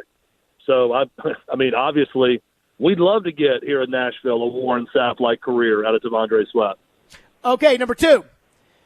Vandy versus UT today in baseball. Tennessee is number one. Vandy is unranked in 11-13 in conference. How worried should Vandy fans be about the state of their baseball program? I think they've had some injuries this year too, Vandy. I think it's past the point of worrying. I mean, Tennessee's the better program right now. Now, Vandy fans are going to immediately shout out, oh, we haven't won a national title. They haven't. I'm not saying historically Tennessee is better. I'm just saying the facts are the facts. Tennessee has done very well against Vandy head-to-head in recent years, and they've been the better program over the last 2 to 3 seasons. And it doesn't mean that Tony Vitello has accomplished what Tim Corbin has accomplished. He hasn't. Tim Corbin is the better coach and more accomplished coach. But right now, Tennessee has passed Vandy as a baseball program in this state. And, Jared, that shocks me, quite frankly, because Vandy's still good, but the greatness of Vandy baseball, it felt like it was almost an impossibility for Tennessee, for anyone to come in and get better players and be a better baseball program than Vandy, because they're just such the class of the SEC for that period of time. So I'm a little shocked by it. But, yeah, I mean, facts remain that Tennessee is a better baseball program currently than Vanderbilt, and that blows my mind. I think the game may be passing Tim Corbin by. I'm not ready to say that yet. But, yeah, I mean, it's one of those situations, too, where how bad would it ever have to get for Vandy to do something with Tim Corbin? Oh, I mean, I think still. Program. Yeah, I still think it's name your price. Contract, right? I mean, he gets to do whatever he wants. Yeah. He'll never this be isn't fired. Calipari in Kentucky basketball. I mean, this is Tim Corbin gets to name his exit. I think. I mean, I don't. Who knows? I don't think there's any level of losing that could happen for Tim Corbin to be fired. I think agree. he'd have to make that decision on his own. I agree. It'd have to be like a scandal. Okay, next one. Has the heartbreak of the 2022 season dampened the midseason excitement for Tennessee baseball fans in 2024? I don't think so. 2022 season, you're talking losing to Notre Dame? Yep, the number one the whole year. Yeah, the number one deal. I don't think so. I think Tennessee baseball fans, they want to ultimately win something bigger than what they have, but I think they're okay with this. I think it's just very different expectation. Like if Josh Heupel gets Tennessee to the point where they're the number one team in the country in multiple seasons, but yet, they're not winning or getting into a national championship game type situation, right? If that goes on for 3 to 5 years, Tennessee football fans get restless. I think Tennessee baseball fans just like to be entertained. And Tennessee fans as a whole, with baseball, I'm saying. They like to be entertained. They like to see a winner. They love how in this state it drives Vandy fans crazy that Tennessee has passed Vandy in baseball, the really one calling card of Vandy. And I think they're good with that. I think everything else is just kind of icing on the cake. Okay, next one. Peter Laviolette's New York Rangers are 7-0 in the NHL playoffs and the current betting favorites to win the Stanley Cup. How much of the Predators' success from 2015 to 2019 was because of Laviolette? I think a ton of it. And a lot of their playoff success during that time and that run to the Stanley Cup final, I really do put on Peter Laviolette. And P.K. Subban is another guy I don't think gets enough credit for that. The Predators needed some sandpaper. And Peter Laviolette is that type of personality. P.K. Subban is that type of personality. Even if that wore thin with the locker room, I don't really care. Because much like we talked about earlier with Bill Belichick, it got the best out of that team in the playoffs. And I think in the NHL, it's a sport where you need that. You need someone who pushes the envelope, who pisses off not just the opponent, but also pisses off some people on his own team. And I don't know if the Preds have had that since Peter Laviolette and P.K. Subban. And if they're going to ultimately win in the playoffs, it's still a very good franchise. It's a team that, can win a lot in the regular season. But if they're ultimately going to win in the playoffs, it's going to take a little bit more sandpaper. And I don't know that they have that right now. It's funny you say that because I was watching the Bruins Maple Leaf series in round 1, and in both games 5 and 7, P.K. Subban basically called the Bruins sackless. And it hit me watching that thinking, how much P.K. Subban, we forget, that P.K. Subban was a big game player. And that, Forsberg, Yossi, these guys, I don't think they're big game players like P.K. Subban was. No, they're not. And I think Peter Laviolette was a big game coach and still is. Okay. And sometimes it's not about always winning the big game. It's about wanting the big game in the big moment. I think P.K. Subban wanted those moments. I think Peter Laviolette thrived when the spotlight was the brightest and when you could get in those moments. I don't know if the Preds have those guys right now. They got some very good players. Roman Yossi, Forsberg, 2 of them you just mentioned. Jussi Soros, I think a very good goalie, but not great. I don't think any of those guys crave the spotlight. I don't think any of those guys crave the moment the way we saw it from Peter Laviolette and P.K. Subban. Okay, last one. What is your level of interest in the current NBA playoffs without LeBron James, Steph Curry, Kevin Durant, or Giannis Antetokounmpo? I love this Pacers-Knicks series. That's about it right now. I like the Minnesota Timberwolves I was going to say, you're not getting on the Anthony Edwards train?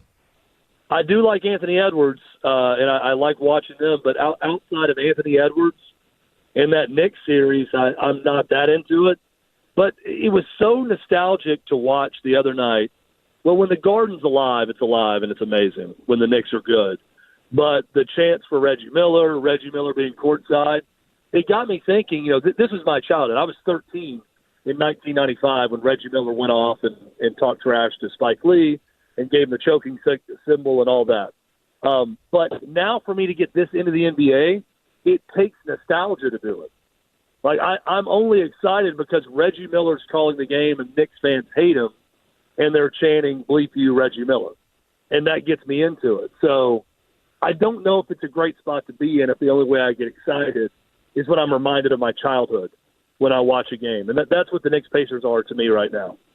Speaking of your childhood, you'll probably get really excited if Comcast gets the NBA on NBC and they bring the music back and everything John Tesh, else. baby. Round ball roll. One of the great sports anthems of all time. John Tesh, music legend. Can't wait to have that back. You know, by the way, right now Fox has the rights to that song, and Yes. they play it for Big East basketball. And I hate it when they do because it's just not right. No, it's cool to hear it, but yeah, when you're watching Seton Hall in Providence, it doesn't have the same pizzazz. No. Like, I hear that music and I think of, like, Michael Jordan with sunglasses on walking into the United Center.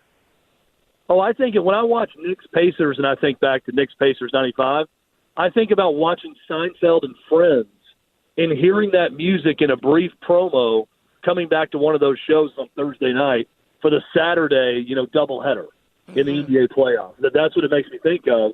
And it makes me yearn for those days, which the NBA right now, I'm yearning for the old days and not today's NBA. Chad Withrow from Outkick always joins us on the hot seat. Chad, great stuff. Have a great weekend. Yep, have a great weekend, and happy Mother's Day to all the moms out there. Absolutely.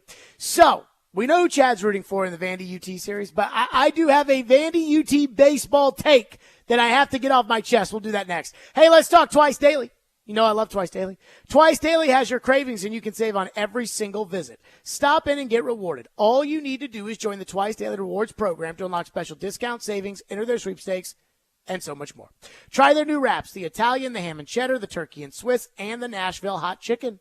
They're made to order with your favorite toppings, and when you download the Twice Daily app, like I have, you can order ahead.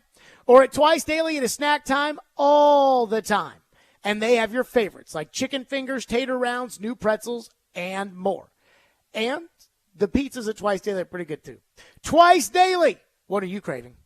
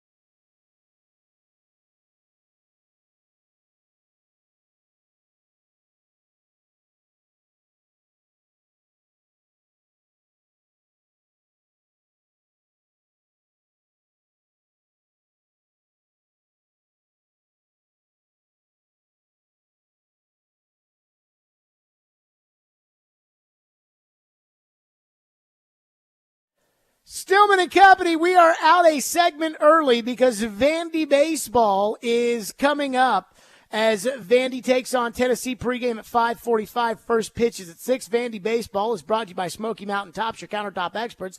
Visit SmokyMountainTops.com, Tennessee's #1 team in the country. Let's give something away. Why not? Be caller 5 right now at 615-737-1025. That's 5, Ian. And you'll win a pair of tickets for Breaking Benjamin at F&M Bank Arena on May 15th. Good luck there.